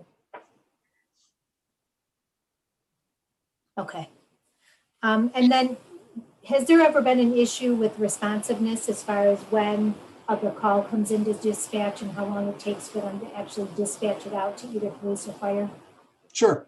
Occasionally we've had situations where we have to call them and we have to, and I'll usually put a sergeant or a lieutenant to call to the equivalent of the sergeant or the lieutenant in the dispatch center to say, hey, you know what, maybe you gave our citizens some bad information. Yeah, one thing I have to always remind myself of is that the dispatchers, the call takers and the dispatchers are employees of the county. So if they're following a county sheriff's office protocol, well, it may not necessarily be a Wixom police or a Wixom fire protocol. So, occasionally we do run, in all transparency, we do run into situations where they might tell a citizen, oh, Wixom Police Department doesn't go out on a call like that. Well, we most certainly do. And we have to pick up the phone, and they've always been responsive. Okay, great. That To our was my, to our and I figure complaining. there's always issues that come up, hopefully Sure. not many, but as long as they're responsive in correcting those and you're happy with it, and Chief Roberts, you're both happy with the service that you're getting from them. Great. Thank you so much. Yeah, you're welcome, man. Any other questions? Deputy Mayor Resnick? Yes, thank you. And Public Safety Director Moore, in terms of the calls that come into Oakland County Dispatch, do they keep track of how many maybe shouldn't have gone there? They should have just gone to the non-emergency police station, like, what are your opening hours and stuff like that? Or do they just ignore those? I sincerely doubt with as busy as they are on the West End radio, that they would keep any kind of log to say, this is probably better handled by a service aide, one of our Wixom police service aides at the police station, such as, hey, what time are the fireworks start? I'm sure they get those all the time. But to my knowledge, they do not keep track of anything that could be handled better administratively here to either to 624-1055, which is the administrative offices of the fire department, or 624-6114, the administrative offices of the police department. I don't believe they keep track of that, sir. I was just wondering, in terms of the number of calls and the increase, at the 5%, how many are attributed to true 911 valid calls versus, hey, what time is it start? Are they going to have fireworks this year? Right. My guess is they're on and off the phone so quickly with a call like that. I don't know, call the Wixom Police Department, click, or I'm sure they're not that abrupt, but they're probably off the phone pretty quickly with calls like that. Any other questions? Seeing none, I have a motion and a second to approve the recommendation to approve a police and fire dispatch service agreement between Oakland County and the city of Wixom, and authorize Mayor Patrick Beagle to sign the agreement on behalf of the city. Roll call vote, please. Councilmember Getchell, Yes. Councilmember Grunland Fox, Yes. Councilmember Smiley, Yes. Mayor Beagle, Yes. Deputy Mayor Resnick, Aye. Councilmember Behrman, Yes. 6 yes. Thank you all very much. Thank you. New business number 5 is a recommendation to authorize the purchase of 8 custom bike racks from Highland Products Group, LLC of Delray Beach, Florida, at a cost of $3,017. Do I have a motion? So moved. Support. Support. Thank you. Our Downtown Development Authority Director, Laura Cloutier, is on. The floor is yours. So the DDA Design Committee did put out an RFP for bid. back in November to get bids on bike racks for the downtown. We had a lackluster response. So unfortunately, we had to cancel that RFP due to the lack of responses. So after consulting with the city manager's office, we went out and received a few quotes, and this was the best quote that we received. And right now, this would be our phase 1 of this project to go to the west. These would be installed in the west end of downtown, in the plaza where Trails Edge Cafe is, spaced out evenly along that sidewalk. That sidewalk's ideal for bike racks because of the width of the sidewalk from the curb to the building. Our next phase would be looking at putting them in the east end. There's a little bit more obstacles with the east end down by Alex's and La Casita because of the landscaping, the hardscape of the landscaping there. So we need to be a little bit more creative on where we put bike racks in the next phase. But these 8 bike racks would be a phase 1. They are custom designed, they're powder coated. Our DPW would be installing them as well. Hey, Laura, it says on the quote, it says due to the uncertainty of steel, aluminum, resin and pricing, we expect a price increase of 5% or more as of 3/1. And this was March 17th. Is that 5% in price already, or will it go up 5%? No, that's already taken into this quote. Okay. And hey, Tim, is Tim on? Yes. How long, I know you were installing them. How long will it take to install each one of these? Do you figure how many guys and how long will it take? It should take a couple guys about an hour to install each one. Okay, so it's 8 hours, 16 hours. Yeah, it shouldn't take long. Okay.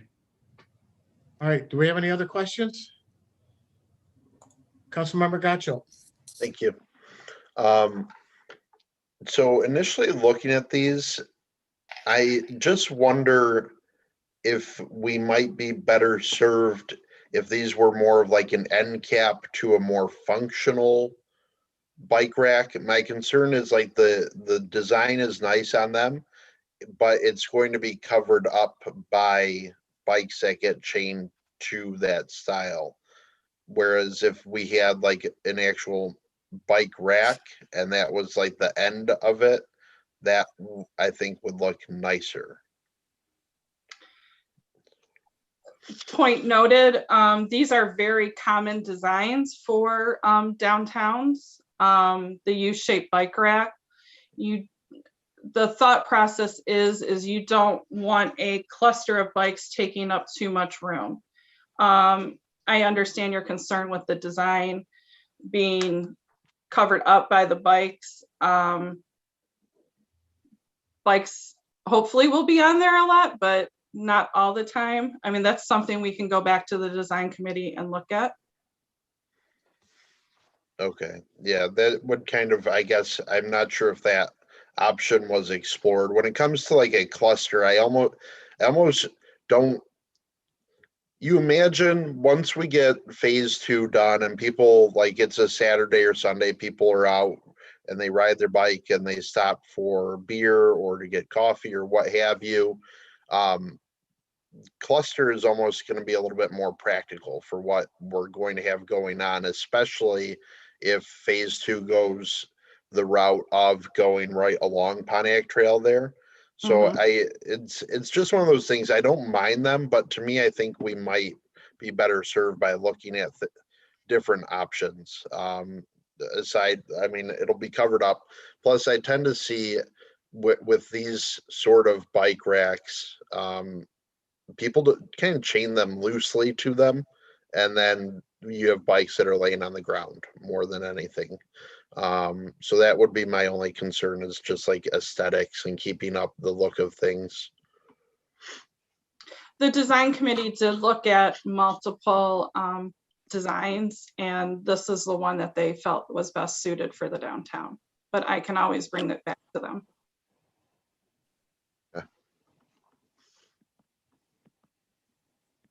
Councilmember Smiley? Thank you, Mr. Mayor. I think these look, yeah, really nice. I appreciate that we got a picture with it. We don't always get that. My only hang up is that these are called U-shaped racks. Mhm. And that's an obvious A. Called A-shaped racks. The designer Well, ain't bothered by this. Well, No, it's it's an A now because it has the custom feature. If you take out that custom feature, it's a U. I'm not gonna. No. I just want to be funny. I'm not going to debate it with you. It's going to be upside down. Never mind. Thank you. That's all. Yeah. Deputy Mayor Resnick. And thank, just to comment maybe to Keenan's comments, the, if you take a walk through downtown Ann Arbor, East Jordan, Petoskey, this is the type of bike rack you'll see because conventionals force you to put a perpendicular entry into the rack, and it's just way too much space taken up, too much real estate with conventional racks that way, where this, you lay in parallel along the steel, you throw the chain on. But one of the questions I had maybe for Tim Sigma with the powder coating on it, and if people use a non-protected chain or something heavy on it, chips and all, can they be repainted or do they have to be repowder coated after a couple of years when they get all dinged up? We've done both on similar situations. We can touch them up with regular paint, and then if they get like the aluminum ones that we've had, we've taken them offline for a time and repaint or powder coated them. And there is a company locally that we can have that done with. Okay. All right. Thanks. Yep. Any other questions? Councilmember Berman? More of a comment. I'm in support of these. Just going where the second phase of the trail is going to be. If we can just make sure we don't put them where they're going to have to be moved in a few months, anyways, when that construction hopefully starts. So at least away from where there's parallel parking spaces are going to be turning into a trail. Yeah, Tim and I did discuss that when we walked the downtown to figure out placement for these bike racks. So that we have taken that into consideration as well. Thank you so much. Mhm. Anybody else? All right, I think this look very nice, and it'll look very nice. It'll be a nice addition to the downtown area. So with that, I've got a motion and a second to approve the recommendation to authorize the purchase of 8 custom bike racks from Highland Product Groups, LLC of Delray Beach, Florida at a cost of $3,017. Roll call vote, please. Councilmember Grenlund Fox, Yes. Councilmember Smiley, Yes. Mayor Beagle, Yes. Deputy Mayor Resnick, Aye. Councilmember Behrman, Yes. Councilmember Gotchel, Yes. 6 yes. Thank you. New business number 6 is a recommendation to accept the proposal for construction services from Processing Piping and Equipment of Howell, Michigan for improvements at the wastewater treatment plant for a cost not to exceed $2,875,000, and to accept the proposal for construction engineering from Howell, Roth and Clark of Bloomfield Hills, Michigan, and the amount not to exceed $286,300. Do I have a motion? Move to approve. Support. Thank you. Tim, do you want to take this? And also I see we've got Nancy Vaught from HRC on to answer any questions we have for this. Thank you, Mr. Mayor. You're welcome. This particular recommendation is based on an ACO, a compliance order that we entered into with the state of Michigan about a year ago, requiring us to not only install Scada systems, which monitor the systems within the plant, but also to improve phosphorus removal. And those 2 items alone are what was the driving force with this particular upgrade. We will be installing 4 new mixers on top of the oxidation ditches, which will enhance the ability to control our solids, the dissolved oxygen concentrations within the solids, and also the mixing capabilities. It will also be on top. The motors that we are using now will be replaced, and variable frequency drive motors will be installed to improve the electrical usage at the treatment plant. The Scada system, which stands for a Supervisory Control and Data Acquisition Systems, this will give our operators the ability to monitor the system remotely, and also be able to keep a closer eye on the different processes as water is treated through the system. We had HRC last summer developed a design on this, and we answered quite a few questions about this design with the state already, including the basis of design for the system itself, to make sure that we are following the guidelines of the state on our NPDES permit. When we started looking at this, we also had an add-on to this system, which will improve the return activated sludge, which the pumps solids from the clarifiers into the oxidation ditches. These pumps and valves will be replaced as part of this project too. This part of the design was not initially part of our proposal back in July, but HRC was able to add this in without added costs at that time. So when we put it out to bid in February, we received the multiple bids that you see in front of us, and process pipe and equipment was the low bid. We did have some questions with them about making sure that it will be completed within our timeframes. Our consent order had specified that we complete the Scada system by the end of this year, and we are on track to do that. Some of the equipment upgrades for the oxidation ditch will take a little longer. There's a 9-month lead time on the mixers themselves. They're 12 foot tall, and extend into the aeration system. So it'll take some time to order them, get them fabricated, and get them on site. So yeah, we would like to proceed with this with the construction engineering done by HRC. We feel that they are most valuable in this situation because they've also designed it, and they would be watching process piping and equipment as they install these pieces of equipment. And with that, I'd be Nancy Fott, Thanks. if you have anything additional to add, or I can just answer questions at this time. Oh, and I'm gonna apologize too. I thought I saw Mike on And there Mike earlier, and I Dargis here, didn't come too. up. Mike Dargis also with us Yes, from he is. HRC. Sorry, Mike. And I don't have anything to add except that Mike will be the one answering any questions because this is more his expertise than mine. So. Very good. I'll have a quick one. Has HRC ever done work with process piping before, and are they a satisfactory company?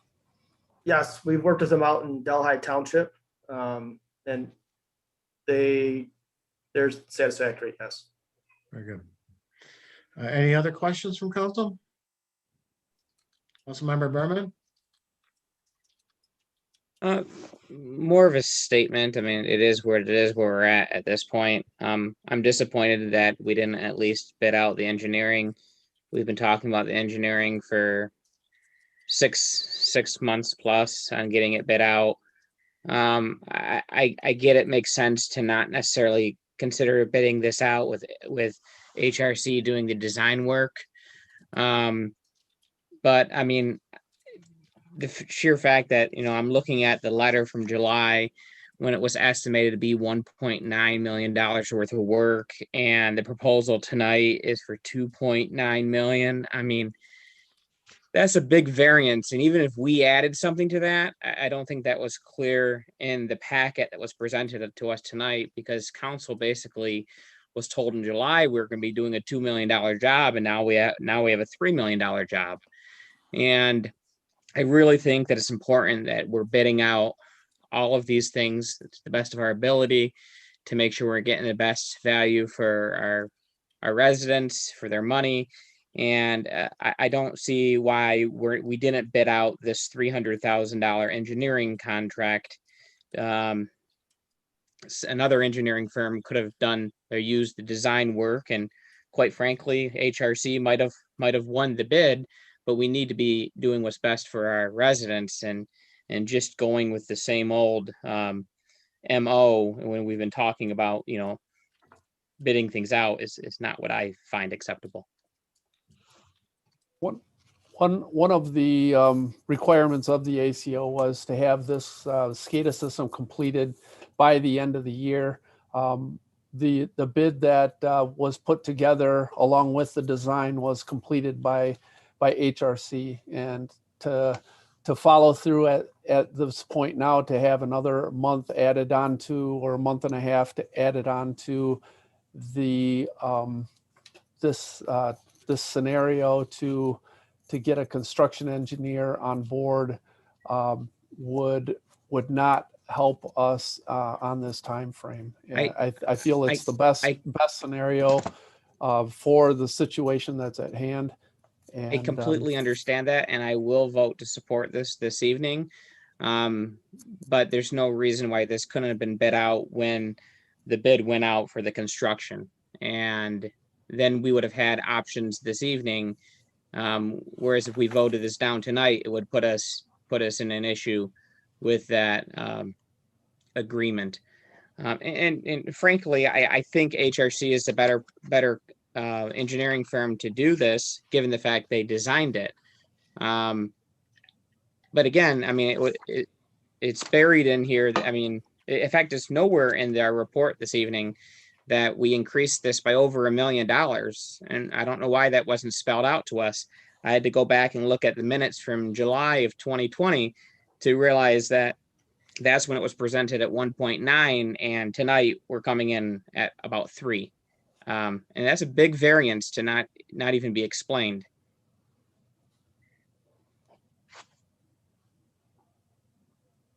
But I will vote to support it. Just to directly address that, the scope was widened by the city at the city's request to add some additional work on the Scada system. The work that's being done on the Scada system was scaled up, if you will, increased markedly, and then the return activated sludge pumps and piping was another add-on to the project that resulted in the higher cost increase. And that was a administrative decision that was made basically just to add it to this particular project at this time, and then to pay for it over a 2 budget cycle period. Essentially, it'll get paid for partially in this budget cycle and then partially in the next budget cycle is the game plan. And we did verify the ability of cash flow to handle that, and also to not impact our rates negatively, or in other words, increase rates by shortening the time period that we were doing this particular set of work. We were assured that was not going to be an issue, and we decided to make the change to get more work accomplished at one time and to make a bigger operational impact on the plant. So it was basically an administrative decision that resulted in the changes. Totally agree. We'll make a note to make sure that we explain that more descriptively next time when something like that occurs. But with bringing it forward for approval, that was basically the decision was made not to address it in the report, because of the fact we were addressing the full dollar amount in the report, and the activity was going to be approved by the council. But I do understand wanting to see some clarity or clarification of things when there's a change like that on the order of that. So we'll make a note of that and do better with that next time. Councilmember Smiley? Thank you again, Mr. Mayor. Tim, where does this put, let's see, I have this all right now. Just the short version of this is, does this expenditure put us in good shape with the general needs of the wastewater treatment plant? Yes, well, So, the 10, the Anything else 10-year big coming up? the Go ahead. 10-year capital plan that we have, that you'll be looking at next week, includes $12 million worth of upgrades over the next 10 years. This is 2.5 million or 2.8 million of that. That it's a moving target, but Sure. that is the plan that we have in place, and we're also preparing. I'm sorry. Go ahead. I just say, you know what? Let's talk about it Monday and Tuesday. Let's not, we don't have to do, my question can be answered then. So, and it doesn't bear anything on this. So we've been here a long time. I wish I had just waited until Monday. No We're good. worries. Okay, do we have any other questions? Deputy Mayor Resnick, You're muted. you're muted. Sorry about that. That's all right. I can't wait till we don't have to hear that comment. You and me both. Just to comment that the fact that the bid package was put together and you got 7 responses all within such a tight cluster says something to me in terms of the bid package that was put together. So I think that, seeing that, I mean, that's the first time in years that we've received that many bids with that kind of clustering in terms of the responses. So that means that the package was well done. So good job on that, Tim and HRC.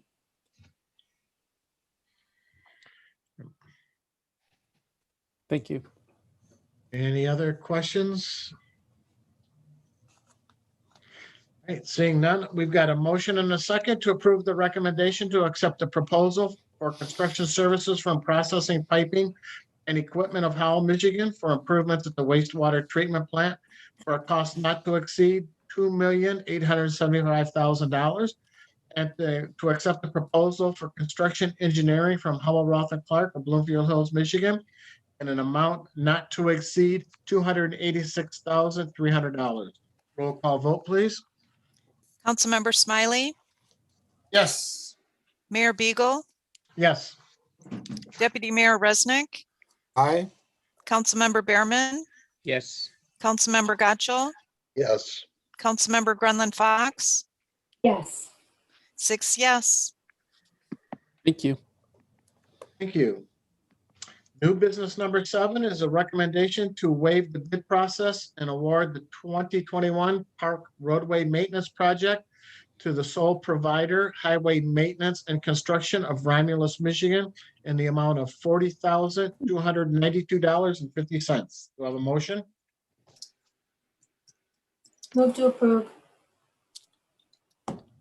Support. Tim, go ahead. Or Sure. you want Deanna to take it, or? What you see before you is an estimate from a group that's going to be doing the chip sealing, and we kind of cut this project in half because of some storm drainage issues that we're recognizing on the far end of Gunner Metella. We did want to get the entrance and go around the circle with the chip seal. We feel that the drainage in that area is capable of holding the chip seal for a number of years. At the far end of that area, we elected not to because there is a sinkhole that we need to maintain there. And if we just put chip seal in it, it would be more difficult to manage and maintain throughout the future years. So at this point, we elect just to do this one portion of the system. So it'll go all the way around the circle and come back to West Maple Road. And sorry, Deanna, I didn't. If you have anything else. No, that's basically what we determined because we wanted to make sure we got that roadway taken care of this spring with all the activity at the park. So that was a priority and we had the opportunity to move forward quickly. Any questions so far? Council member Grenlund Fox? Thank you, Mayor. Two questions. The first is, I see on here on the motion sheet that it says that chip seal is very specialized and there's only one company in the area that performs chip seal or a Correct. certain kind of chip seal. Correct. And we actually at the other parks, if you'll notice, that's what we've used is chip seal because it's a less expensive type of roadway surface. And we elected to use it again and it's worked out well in the past. Okay. Tim, is this the same kind of chip seal that's on the roadways or is this something different? No, this is something different than what's on the roadway. It's Okay. it is what the confused same. me. Yeah, it is the same type of system that we have over at Gilbert Willis. So it has about 2 inches of a very specific gravel that they put down, and then they seal coat over that, and through where it drops and connects together. And I've noticed that the one at Willis has done very well for us, and you know, this is an inexpensive way to pave an area. What you'll find when we first put it down though is there'll be almost an inch of gravel that'll be over it, and as the summer progresses, that'll wear into the solid mixture, and it'll be a good road surface towards the end of the summer. Okay. My other question, and thank you both for doing this. I know it's long overdue and it's going to be very nice to have that done. But so I've been asking about this and this goes back 20 years when my kids were little. And I was always told when I would contact the city that they really couldn't do a lot at the entrance there because it was real low and they thought that it would get washed out. Now, has all that been taken care of so we don't have to worry about that when we do it now? So, as far as the drainage? Yeah, you'll notice the approach there coming off of West Maple does have a portion of asphalt already, and we're going to utilize that as a base material, if you will, and coat over that. And if the rest of the area we've graded to a point where we feel that it will work in up to that the ring around by the pavilion there. I'm sorry, by the comfort station. So we feel that up to that point it will work, but we really don't want to go any further than that with that at this time. Okay, thank you both. Looking forward to that. Hey, Tim, how come you would do it over the asphalt? Why wouldn't you just start it where the asphalt ends? So there is some damage there on West Maple that we wanted to just see how well that worked. Within the next 2 years, we are planning to do West Maple Road. So at that point, we will asphalt that and clean it up a little bit, but just kind of preserving that particular area for the next couple of years before we do that. So actually that portion will only have a single chip across it, and then we'll go to double chip after that piece. So it's a good question.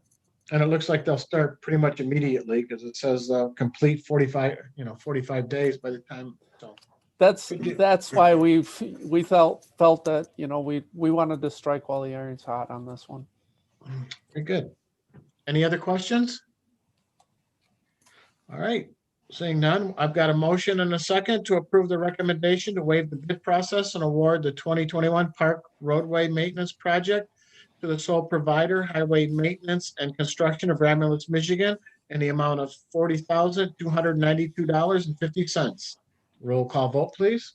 Mayor Beagle, Yes. Deputy Mayor Resnick, Yes. Councilmember Behrman, Yes. Councilmember Gotchel, Yes. Councilmember Grenlund Fox, Yes. Councilmember Smiley, Yes. 6 yes. Thank you. Thanks, guys. Moving on, last item of new business tonight is a recommendation to accept Hubble Roth and Clark's proposal for design engineering services for the Civic Center sidewalk path project for an amount not to exceed $37,540. Have a motion? So moved. Support. Thank you. Deanna, we'll let you take this. As you know, we've been talking about the safety path around the Civic Center complex for quite some time, utilizing CDGB funds from 2019, 20, and 21. We did have the opportunity to reorganize some of the funding with the help of the DDA, as well as utilizing a local development fund. And we could start on this project this year and get the project done by October. It would be an 8-foot, roughly a little bit under a half-mile path that would start on Pontiac Trail, go around and come back. And we're excited about the fact that it'll offer the seniors an opportunity to maybe get some exercise. With the nice weather, we're seeing so many people walk around the complex. It's amazing, but it'll be a well-used system. And with the collaborative effort of the DDA and the CDGB funds, the funding is working out well. Steve may have some comments on this project too. Hey, Steve. Yep, sorry. Knew it was going to happen to me by the end of the meeting. So initially, we were working at this as a city-funded endeavor. Originally, we were going to have I believe it was a 73,000 and change plus general fund portion of it that would be needed. Once we went through the CDBG cycles that we were fortunate to obtain approval from the CDBG folks at Oakland County to do. Typically, you have to expend those funds more quickly, but we talked to them and pitched this project to them. They were receptive to the project and gave us the opportunity to delay the project and basically accumulate a few years worth of funding to help with making it a reality. So we were towards the tail end of that project, but we're experiencing some timing issues in terms of receiving of the money with the CDBG program. And then the DDA happily is ahead of the curve, or what we had projected in terms of paying off the debt, if you will, that the city had incurred on their behalf to complete a project years ago. Because of that, they were going to have free cash flow in this budget cycle, as well as next year and in future years in a growing fashion as the debt is completely paid off. So we approached the DDA and pitched the idea of this project and their participation here. And we were happy to report that the DDA was receptive to that. There's some things that they're interested in, which I think would make an ultimately better project in the long run. They want to see some additional amenities added to the area to make the trail that we're proposing to add off of the Michigan Airline Trail below Pontiac Trail more of a destination point, encourage people to come off of the trail. One of the things we're looking to accomplish here is this trail town kind of a mentality and reputation and reality in the city of Wixom. So this would be a nice addition to those efforts and a nice add-on to those efforts. On phase 2, we're going to have the section of the trail that we've talked about going in front of the businesses along Pontiac Trail, which I think is going to be fantastic, very unique, and it's going to be a real driver of traffic to those businesses that are on that section of Pontiac Trail. On the opposite side, over here on the east side of it, in front of City Hall, we have the West Retail and hope to have an additional development that we refer to as the East Retail to the right of Center Boulevard, as well as the existing development to the left. And we want to have an attraction, if you will, off the Michigan Airline Trail to bring people off the trail, provide another alternative walking path for them, and at the same time drive that traffic to the downtown area that we have to the east of Wixom Road as well. We think it also could be an important impetus to seeing that East Retail happen, frankly, and we're excited about that prospect. We're working with the property owner in trying to develop partnerships to see that happen in a quicker basis, so that we can see that East Retail become a reality, which has been vacant for some time. So we see this as an overall part of making us more of a trail town. We see it as part of an overall way to enhance economic development and the businesses in our downtown area. And we see it as a way to enhance safety, first of all, because we have a lot of people that walk around the City Hall area in our parking lot, frankly, and what we would refer to as the employee parking lot to the side of City Hall that's bordered by Wixom Station. That's a pretty unsafe situation from the standpoint of we have a lot of emergency calls for service with our police department where police officers are leaving that area in a very hurried fashion, and we're concerned what could happen there with people walking unsafely in a parking lot. So we want to provide a safe walking path to make them safer, make it more popular and more attractive to other users, and to just overall be a betterment for the community with this path. So that's the safety aspect of it. We've talked about the economic development aspect of it, and then the fitness aspect of it is another thing that I'd like to pitch too as well. We think it's going to be well used by the general populace. It's in that low moderate quartile or low moderate section of town. For the city of Wixom, it's going to appeal to users that would be coming from the apartments. It's going to appeal to senior citizens that we hopefully are going to see more and more coming back to the community center where the activities will be taking place, hopefully as we turn the corner in the future with the pandemic. And we think that would be a nice add-on to the recreational opportunities for seniors there as well, and encourage healthy activity like walking, biking on that path that would then be available. So we're excited about the collaboration with the DDA and appreciative of their willingness to partake in the funding of the project to a pretty heavy level. We're going to use the funding sources from CDBG as well as that fund that Deanna mentioned, which was a developer-funded piece of money in the neighborhood of $29,000 that we're going to use as funding on the project as well. So all told, the mix of all city sources would be about 58%, and the DDA contribution would be about 42%. And that's a nice collaborative effort between us and the DDA. And I think it's going to be something that's going to really pay off for us and be a popular feature downtown and bring people off the trail. So we're excited about it, and hopefully we can move forward with this if we get support from council tonight. Any questions? Councilmember Gacho. Thank you. While I appreciate that it's DDA money and not general fund money being used for this, if it does pass, I'm still not in favor of the project overall. I think it's, I guess, I don't agree with the idea that having a trail to entice people off a trail they're already on is the way to go. I don't see that really happening very much. Having a vibrant downtown and East retail and actual stores and whatnot, I see as attracting people and other restaurants, which we don't really have right now. We don't really have any boutique shops. I know one is working on opening, and I absolutely wish them the best of success. We need more of that. The other issue I have, if this does pass, is I understand wanting an 8-foot wide asphalt path, but if you look at that satellite view of the proposed area, it's a lot of asphalt already. I don't understand why we couldn't have like a more natural material like wood chips or something like that. And then included in the bid was tree removal. So we're talking about removing trees for the sake of putting down more asphalt, which is kind of like the antithesis to beautification, in my mind at least. So I genuinely don't like this project. I don't think it helps the city attract anyone off of the airline trail realistically. If it does pass, I would rather it were adjusted to be wood chips or a natural material, and that we're going around existing trees instead of removing trees for the sake of a walking path. It just, I can't get behind this project at any point. I don't think, even though it's not general funds being used any longer.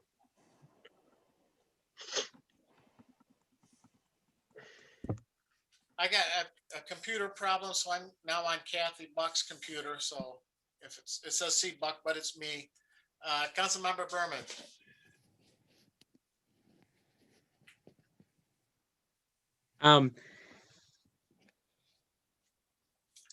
In the beginning, I didn't really like the trail idea either.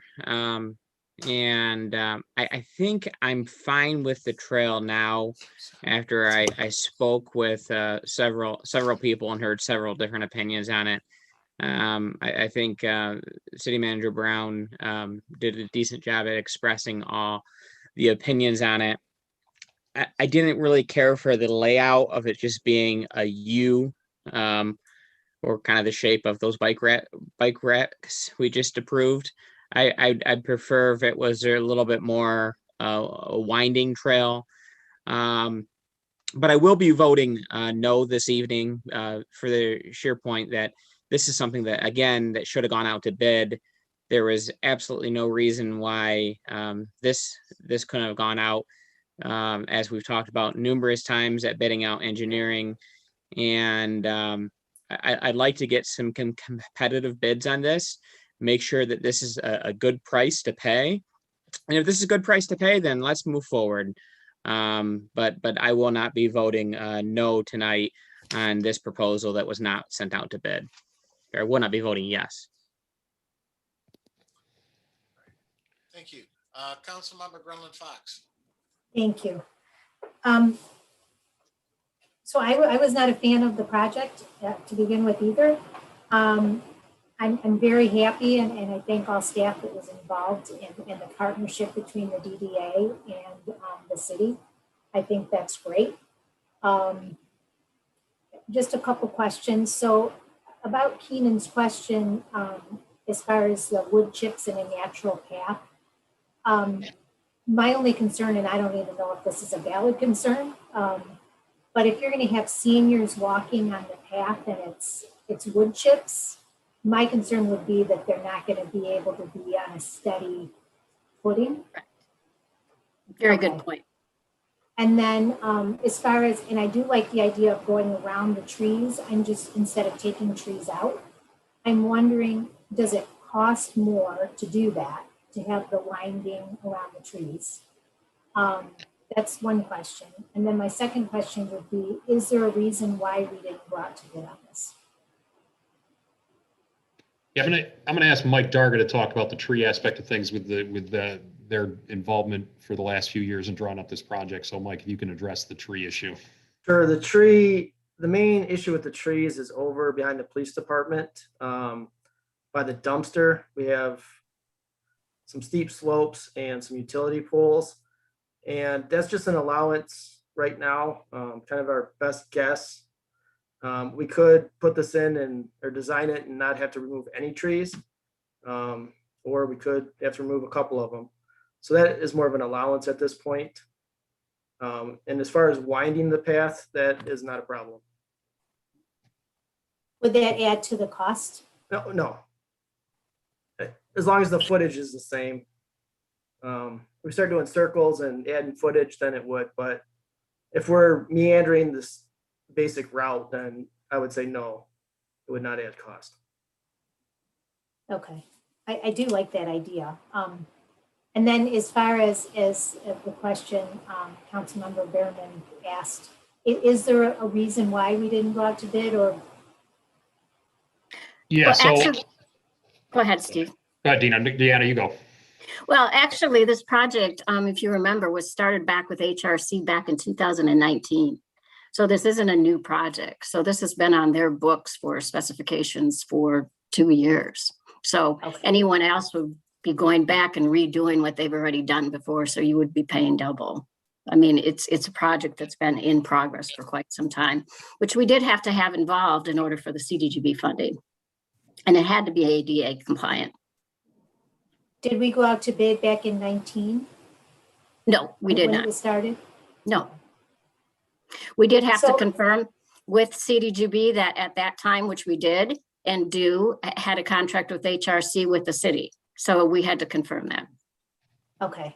So that makes a little more sense to me. I do support going out to bid, and maybe HRC is always going to be the one that comes in with the best quote. And I do understand when a community has a relationship with a vendor and they know each other and they know the projects and I get all that, but I do support going out to bid, but this makes more sense to me now and I will be supporting the motion. It's been in the loop for a while. That makes sense. Thank you. I see what you did there, Deanna. I'm just teasing about the loop comment there. So. Councilmember Berman. I guess I just heard what Deanna said. So did council approve hiring HRC in 2019? Is that what you're saying, Deanna? I'm saying that in order for CDGB to approve the project, I had to prove to CDGB that we had an engineering firm that was working on the project and would provide specifications. So they don't just go ahead and approve a project just like I'm going to do a path. They want to know you've got a firm lined up. They want to know that somebody's working on it. And even when I do the application, I have to have a drawing that I submit with it. So that work had to be done way back in 2019. Some of it. There was the, if my memory serves, Mike or Nancy Fought that might still be on a call can correct me, but there's an existing agreement for service with HRC that's set to expire in 2022 that was, I believe, brought before council at the time when it was extended. Correct. Yes. Correct. So our yearly service agreement with HRC covered the initial work they did? Yeah, it was under an agreement. Mm-hmm. Well, no, we have a yearly agreement with HRC to do our general work. So I guess I'm trying to see how you would pay double if you're asking us. What I think she's referring to is since HRC's already done the basic work to walk the site, check the topography and those kind of things. If another firm were to be brought in, they would probably have to reinvent some of that work and redo some of that work, I think is what she was speaking of. Okay, we've been talking about this. We've been told we're going to be sending things out to bid. And this is the second project tonight with HRC that the administration did not send out to bid. Eventually we have to draw a line in the sand here. Yeah, so getting back to that, I want to just cover that quickly. It was something that I wanted to talk about if need be, and I think we do need to talk about it. So we've had a lot of feedback from council about the consulting engineer relationship with the city and cost competitiveness. When was the last time it was bid out and those kind of things. In association with that, there was discussion as Councilmember Behrman is speaking of. There was discussion about potentially taking some steps towards just bidding out individual pieces of work. That's frankly a deviation from the way that we've done business in this town for a very long time. It's a deviation from the way that I've done business in every municipality that I've worked in my career in city management. The typical MO is you get an engineering firm that you contract with. They provide a basic contract that talks about the basic cost, but then provides costs for additional services on an as needed basis. And that experience that I've had goes back 20 plus years. And we've always had in the communities that I've worked with a relationship with the consulting engineers that was bid and might have been longstanding, but it was bid once upon a time and then extended as appropriate or rebid as appropriate and gone from there. But once you have that contract relationship, you use that engineer to perform the work for engineering. Typically similar sized communities that I've worked in that didn't have the scope of work that would benefit or lead to multiple engineering firms for multiple disciplines. For example, you could make the decision that you want to go with an engineering firm for roadways. You can go with a separate engineering firm for water and wastewater projects. You can go with a separate engineering firm for sidewalks and other specialty services. That's not really appropriate, in my opinion, for the city of Wixom, just because the volume of work wouldn't engender a good response to individual bids on those individual pieces, and we wouldn't end up with the cost competitive pricing. So instead, the city of Wixom has in the past, long before my time, had a consulting engineer relationship that has been going on for some time with HRC. The deviation would have been if we started to not do that and we started to bid work out separately. However, we were getting feedback from council that they were interested in seeing that. We took the first step on that when we bid out a piece of work out recently that was kind of an unusual piece of work that wasn't necessarily fully engineering related anyway. So we thought that would be a good starting point.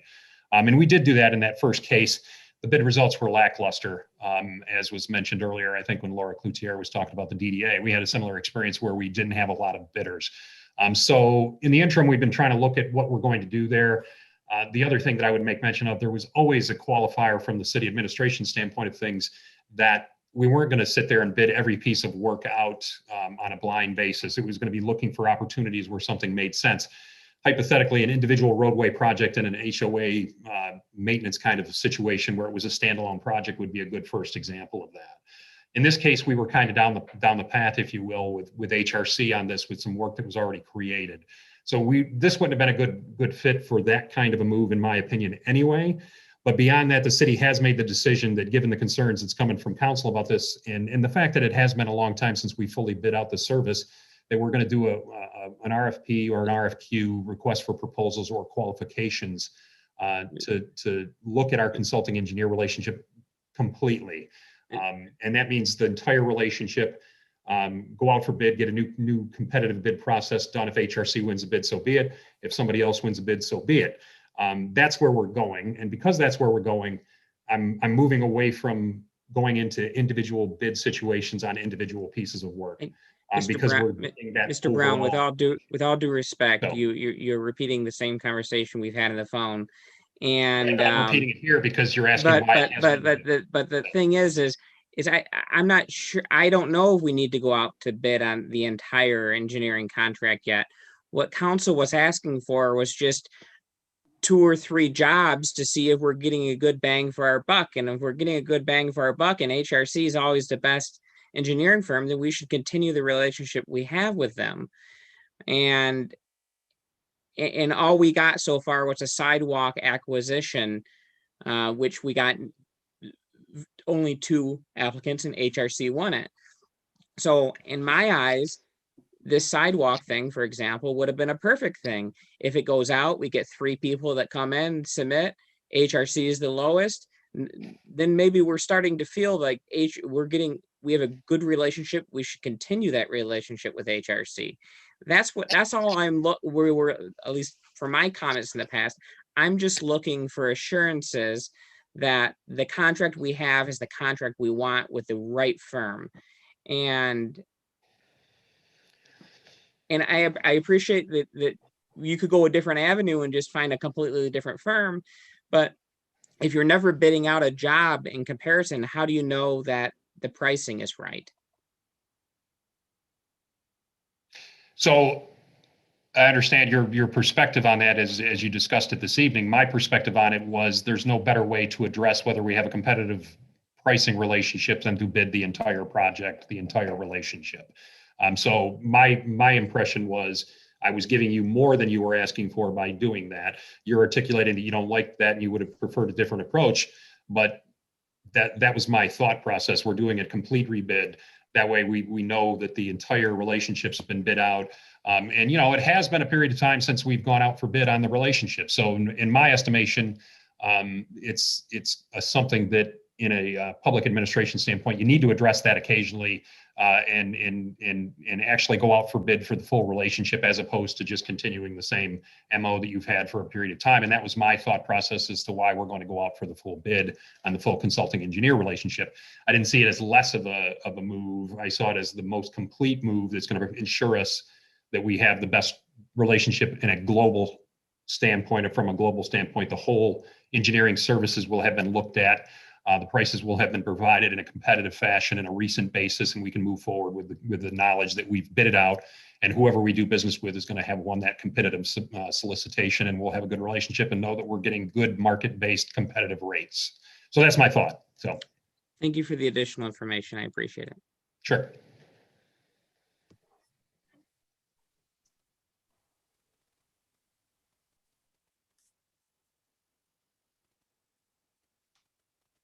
Councilmember Gatchel? Thank you. I guess one question I have is ongoing maintenance. And when this needs to be repaved, is the DDA prepared to pay for all of that as well? And can some agreement be reached before this is started? Well, I'll address it first. If Laura wants to chime in, she can.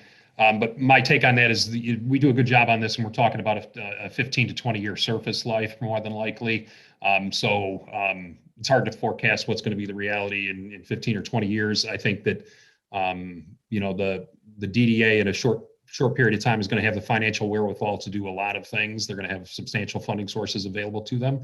And certainly if that's something that they value and they see as a resource that was positive and additive and brings a good impact to the downtown area, then I think they'd be more than willing to make it won't be a, it won't be a full repave potentially. It depends on when we do it. But I would think that would be something that they would certainly be willing to entertain, but making an agreement for a hypothetical period of time, 15 or 20 years down the road is probably difficult, but Laura can certainly speak to attitude towards that possibility in the future. So. Yeah, I agree with Steve. I don't think that would not be something that the DDA board wouldn't entertain. We know that there will be maintenance with this path. Like Steve just said, we have money available to us with the repayment of the debt almost being complete. So that is something that I will definitely bring back to the board for discussion. I would appreciate that being worked out prior to, I guess, this starting. I'd almost move to table this. I don't know if anyone else would agree, because I don't think that's where the sentiment is, but realistically, it's kind of one of those things I think we've always overlooked a certain number of projects in the past in terms of, hey, we just put something in that in a decade is going to need to be redone or replaced. And the fountains in the pond in the middle of the City Hall campus is kind of like case in point of that. A number of years ago is all of the granite needed to be replaced, and no one had thought that was going to need any maintenance at any time. So that is another concern I have is, I mean, it's nice to defer the cost now from the general fund, but if we're saying in 15, 20 years, it's going to be another $200,000 out of general fund to redo this. I don't like that idea. And I don't see people saying, let's just tear it out, because that's never the sentiment on city council. It's always, we have to maintain what we have. So that's another down the road concern I have.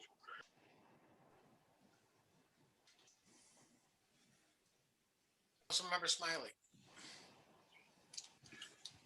Thank you again, Mr. Mayor. I too have been lukewarm on this project in the past, but since, I don't know, it seems like it's been a while that we've talked about this, and Steve Brown has done a good job of explaining the value from a safety standpoint, from a marketability of the downtown's viability. And my biggest hangup was left with the expense, and not so much that hey, things cost something, but it was just a matter of priorities. But the elements of the costs being some of it earmarked from the block grants, and that's a healthy chunk of it, and then the DDA stepping up to help out with this issue, which thank you, DDA. I'm left happy to go with this project. I do like the idea of maybe something less rigid as that U shape, something a little more winding. I didn't get the feeling any of this was locked in. So is that something that can be explored without changing the parameters too much? Definitely. That's my only concern would be trying to keep a flat grade for seniors. That's got to be a priority. I understand. That'll be a priority. And then, but once we get in the flat areas, especially in the back, definitely we can start meandering. Yeah. So I'm supportive of this. Just real quick on the HRC element to all of this. HRC hasn't done anything for us to think that they're doing, that they're overcharging. But we'd like to find out. It's a good question. I don't mind it. My understanding was that we were giving Mr. Brown the pick and choose the correct and well-timed and good examples of projects to bid out. And maybe they haven't come by yet. In his mind, I trust him to make that decision. I know he's working on it to the point where he's bidding the whole thing out, everything that's done. That's fine with me. You know, he's doing his thing and we're watching and waiting and listening. Sometimes things don't happen fast enough for me and for others. And I would, I would just say, be a little more patient. Trust Mr. Brown to get us what we want. That's all. I appreciate that. Thanks. Sure. Deputy Mayor Resnick. Thank you, Mayor. Just one, my comments as well. I was also one that was very lukewarm over the years as we discussed this path, but a couple things have changed my mind over the last 6 to 8 months. One is I have been regularly riding my bike to work, and I cross over in front of Alex's towards Kathy Buck's office or in front of the community services building on the crosswalk. And I notice on the sunny, warmer mornings, there are a lot of people coming from the apartment complexes walking into the area.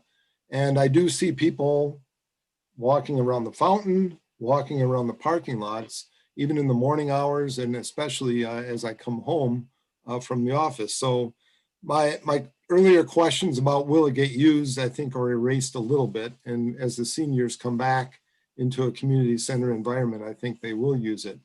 I've also had some conversations with Mr. Brown and some maybe with Laura as well, to make it something bigger than just the U-shaped path. And that is, think about in the future, you know, we talked about discraft, I think, what was it, about 2 or 3 meetings ago. And is there a way to put an executive par 3 discourse back there? Because there's a lot of land. And that's why I'd like to keep it with the shape that it's at, because there are green spaces to the southeast and to the south of there that perhaps could be used for more recreational activities and give a destination when you get off the main bike path along Pontiac Trail. You know, the second thing is maybe tie in future uses at the barn. If we do anything with the barn in the future with a gazebo or a venue, event center, or whatever else that we might do with the barn in the future. So think about it as being something bigger than what it is, just the path for the future. And maybe CBDBG funding could be used for that as well. As well as the playscape, I think having it come near the playscape like that will encourage more use of that playscape, because it'll be more visible to those families that most, you know, use that playscape that don't have one in the backyard from the apartment complexes. So it changed my mind. I am supportive of it, and I'd like to see it go forward. So that's it. Yeah, you know, I wasn't lukewarm on this. I was totally against this at the beginning, but as time went on and I realized the benefits that it'll provide to the city, to our seniors, to our residents, to even to our employees if we want to go out and do a couple of laps at lunchtime. And I see that way overweighs my thoughts now, and I'm total support of this. And in agreement with Deputy Mayor Resnick is, let's put 2 or 3 golf holes out there and say, hey, if you like this, we've got 18 holes over at the park. Go try it. So I think we can, you know, we can use it for a lot more than just a walking path. Does anybody else have any other questions or comments? Can I make a comment, Mayor? Certainly.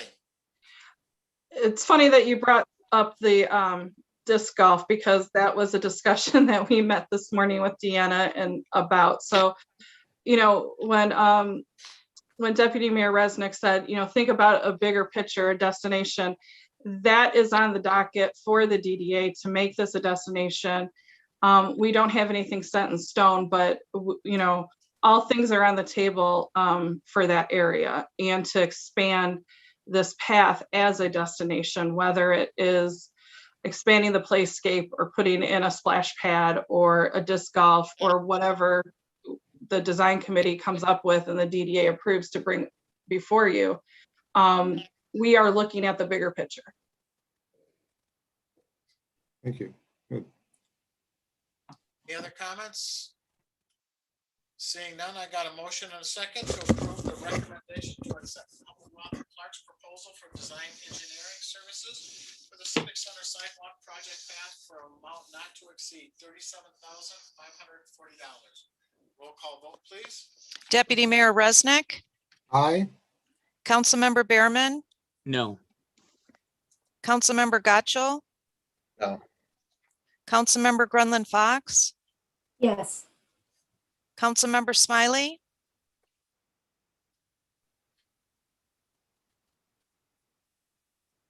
Councilmember Smiley, Oh, I'm on. Yes? Can you hear me? yes. Yes. I wasn't Mayor- muted. Mayor Beagle, Yes. Sorry. 4 yes, 2 no. It's weird. Thank you. I think we're going to have something we're going to be proud of in the long run. We appreciate it. That concludes new business for tonight. Next up is the second call to the public. The rules of second call to the public are pretty much the same as the first. The public shall address the council during the call to the public, which shall be included on the agenda immediately after correspondence and again immediately after new business. The first call to the public immediately after correspondence shall be limited to agenda items only. A person shall not address the council in excess of 5 minutes unless the time is vote of the council present. Persons wishing to address the council shall identify themselves and their place of residence and shall state their reason for addressing the council. And procedure for public comment by electronic means is once connected to the meeting. Members of the public wishing to participate in the virtual public comment must alert us that they wish to speak by pressing *9 on their telephone keypad. Pressing *9 will activate the raised hand feature, signaling us that you wish to comment. Participants will be called one at a time, as it would happen during an in-person meeting. When you are unmuted, please introduce yourself by stating your name and address for the record. You'll then have 5 minutes. You can speak about whatever's on your mind right now. Do we have anybody to the second call to the public? Yes, we do. Phone caller with the last 4 digits, 6783, has their hand raised. Please press *6 to unmute yourself and go ahead and address the council. Hi, good evening. Vanessa Willett, 1455 Cranberry Court, Wixom, Michigan. I'd like to thank the council for passing the engineering for the pathway. I am also on the DDA, and this has been something we have been talking with Steve about and Deanna, and as a collaborative effort. And we have big plans for that area, not just a walkway for seniors, but using Esri data to expand it to the demographics of our community and include everyone in that pathway in the future. And we appreciate the opportunity to work with the city and be a team on this project.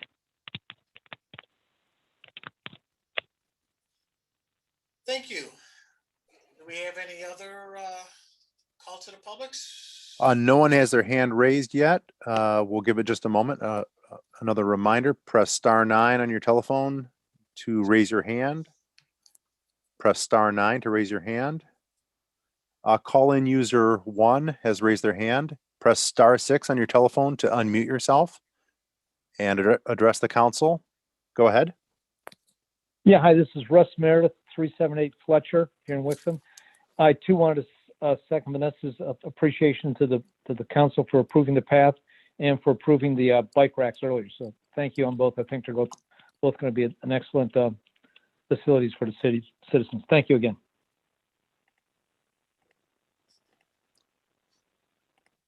Thank you, Russ. Any other comments from the public? No one else has their hand raised. We'll give it just one moment.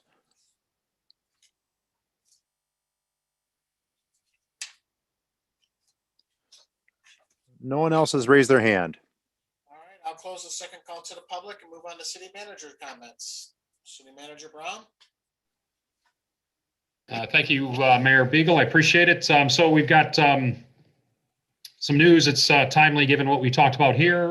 With the Discraft is actually working actively with our community services, parks and recreation folks about our first golf course, disc golf course, as the mayor teased a little bit earlier, or provided some information on earlier. We are looking at an 18-hole course at Gilbert Willis Park, and we're excited about that. Discraft is excited about it, and we're looking forward to also having that be sort of a three-party project, because we'll also have the DPW probably doing some of the installation work in the long run on that disc golf course. So we're excited about that. Looking forward to working with Discraft, who's a Wixom-based business that got some good press lately for their influence and reputation in this field. So we're looking forward to working with them, and they are excited about the opportunity to bring a disc golf course to their hometown, if you will. So great stuff there. We're looking forward to it. We had some information that we provided on the follow-up on that left turn issue on Wixom Road that I won't go into the full detail on. And the last thing that I have, thank you, Mayor Beagle, for the brave facade comment about looking forward to the budget workshops on the 19th and the 20th. I'm still suffering from a little PTSD of like a 16-hour workday on my first day when we started with a budget workshop. So I appreciate that you're looking forward to it, sir. No, it's going to be a great experience. We've got those 2 days set up, and we're looking forward to some exciting feedback on our budget and doing the best we can to put those budget dollars to work for the community in the best way possible. So we always talk about efficiently and effectively spending dollars, and that's what that budget's going to be all about. And we're looking forward to talking about that on the 19th and maybe the 20th if necessary. So, thanks. Thank you. Council comments. Councilmember Gotcho. Thank you. Well, it's been a long night, so I hope the budget hearings will go considerably faster. But given the discussions about the bikes and trails and driving through downtown lately, I think the sponsorship bicycles that are out in front of different businesses might need a little facelift. They're looking a bit bleak lately. They don't really pop. So I'm not sure if that's in the plans, but maybe some new brighter paint colorings that will help them pop. And I know there's probably just some general maintenance that needs to be done, but right now they're just kind of there and not really a good visual point. And then one of the other things that has come up that I'm not sure, I mean, we had the proclamation and presentation for Adopt a Road today. And I went on a walk outside of my normal little route and went for a long walk along some of our main roads recently. And our city is really dirty in the road right of ways. And I am not sure if we have just not been enforcing or asking people that have signed up for the Adopt a Road program to actually clean, as is kind of written into the program. Because I mean, I walked Loon Lake Road, which isn't horrible, but as soon as I got to Wixom Road, and you get to pass the Marathon gas station headed south to Charms, and I was on the west side of the road. I mean, there's trash everywhere, and I'm not sure if it's frankly morons throwing stuff out of their car as they're driving, or things that get like fall out of a garbage truck or blow from wherever. But Wixom Road isn't a part of our Adopt a Road program. I actually looked up before writing my notes. And so I'm just wondering if we can, I guess, get some community service hours from people that are have that owe the court basically, or if that's not in avenue for doing it, maybe we organize like a citywide cleanup day for volunteers to come out. But I genuinely think that that's something that we should be paying attention to. I'm not sure if DPW does that with the seasonal workers or anything, but that's just it. If you are driving by, you don't notice it, but if you actually take the time to walk through, you really notice how much garbage there is, and it is not a good look. Those are my comments. Thank you. Councilmember Smiley. Yes. You can hear me, right? Because I think it's off. Okay. I just wanted to thank Mrs. Rosati again. And I think we all caught it, but I wanted to make sure we caught it, that she sort of deflected some of the praise you were giving her to Public Safety Director Moore. And it makes perfect sense that we'd have, our city lawyer and our public safety director working together to make those grow house ordinance amendments, clean and tight. And I'm very glad about all that, and just want to make sure we, Chief Moore gets, some love as well. And that same neighborhood of conversation, if residents want to help in any way for this issue, you can contact your state legislatures, to express these same concerns, because we need everybody working for that. Finally, Marilyn, thank you for the homework. I'll dig right into it and see you all on Monday with it. Thank you. Hey, Mayor Beagle, Yes, can I say something quickly to piggyback on something Councilmember Smiley just said? certainly. Sorry to cut in, but I wanted to make sure that I add to the list of kudos on that. Ken Pike, who's our building official that's contracted through Safe Built with us, has been very much involved with that project as well, in terms of coming up with a way to appropriately address that issue. And also just his whole staff, frankly, was involved to some extent on that as well. I had conversations with people that are out on the streets for Safe Built that really indicated they were concerned about that, because they were familiar with the issue in other communities, and they were weighing in and providing feedback to myself and to Carol Rosati. Ken was providing feedback to myself and Carol Rosati. So I wanted to say that Safe Built did a nice job on that as well, and was very much engaged and very much interested in making sure that we did the best job that we could in addressing something that's could be a potentially sticky situation from an enforcement standpoint. And they're going to be the people that need to do the enforcement. Yes. Yeah, I'm glad you said that, because building department was brought up a couple times here and there, and I'm glad you remembered. That's right. Thank them for their efforts too, because Mr. Russ Blake is another guy there that was really very much interactive with Ken and then to me about his concerns in that area, and was helpful. So we appreciate it. Who was it? Russ. Different Russ. Right. Okay. Gotcha.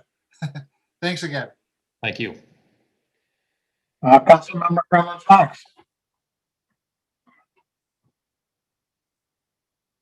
I have no comments this evening, Mayor. Thank you.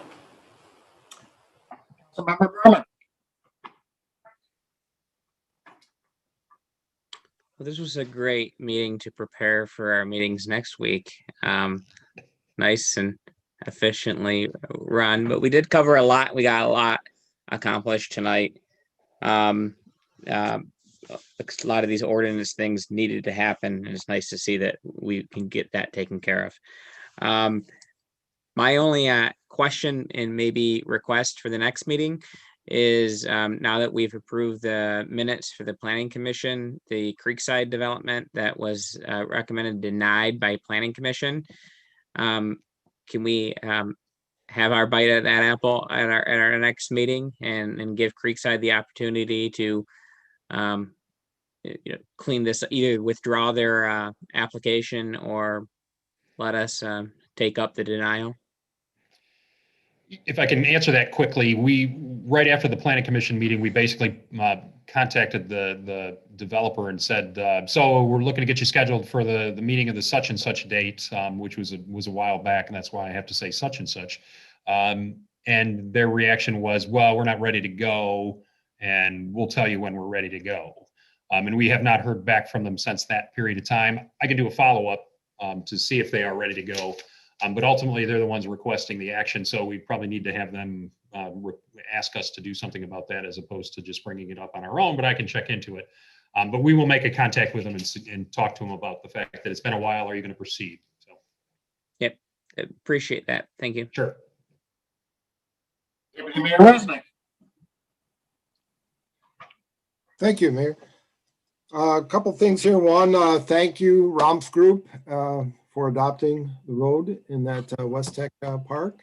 And hopefully we can get more companies to participate actively in that. The one comment I want to make, when I first moved to this community, we did have the first Saturday in April was a city cleanup day, and I used to make my kids go out with a garbage bag and we'd walk Charms Road and along with Jim Bird, because I think he sponsored that and made them work for an hour. And it was amazing how fast you can fill up a garbage bag, particularly along Charms Road in the old Archdiocese property, as well as along Wixom going up towards Soroke. So maybe we should think about instituting that and publicizing it again for next year. And lastly, the columbarium is up. It's been graded and seeded and ready for reservations. I noticed the last 3 Friday blasts did not mention anything about it. If we can make it front and center on one of the Friday blasts. I don't know if the cemetery committee still has the sale on, but it might be worthwhile considering extending that. And people don't know about it, right? I'm still people asking, what is that black thing in the cemetery? Yeah, we've actually had a conversation about how to do that. We're trying to come up with some different ways to try to get some publicity going, but we can certainly do the email blast. I appreciate that. We'll make sure we dot that I and cross that T. So we were trying to come up with some other ideas, but we can do that in the interim. So all right. And look, Mother's Day gifts on Monday and Tuesday. Thanks. All right. I just have one comment tonight, and my thoughts and prayers go out to the Malloy family and Pasco Connie Malloy. Connie is a longtime Wixom resident and was a very active member of our Wixom Senior Center. Always pleasant to be around, and she surely is going to be missed. And with that, can I have a motion to adjourn? So moved. Support. All those in favor signify by saying aye. Aye. Aye. Aye. thank you, folks. Great meeting, and everybody. See everybody. Take care. Thank you. Good night. Good night, everyone. Thank you.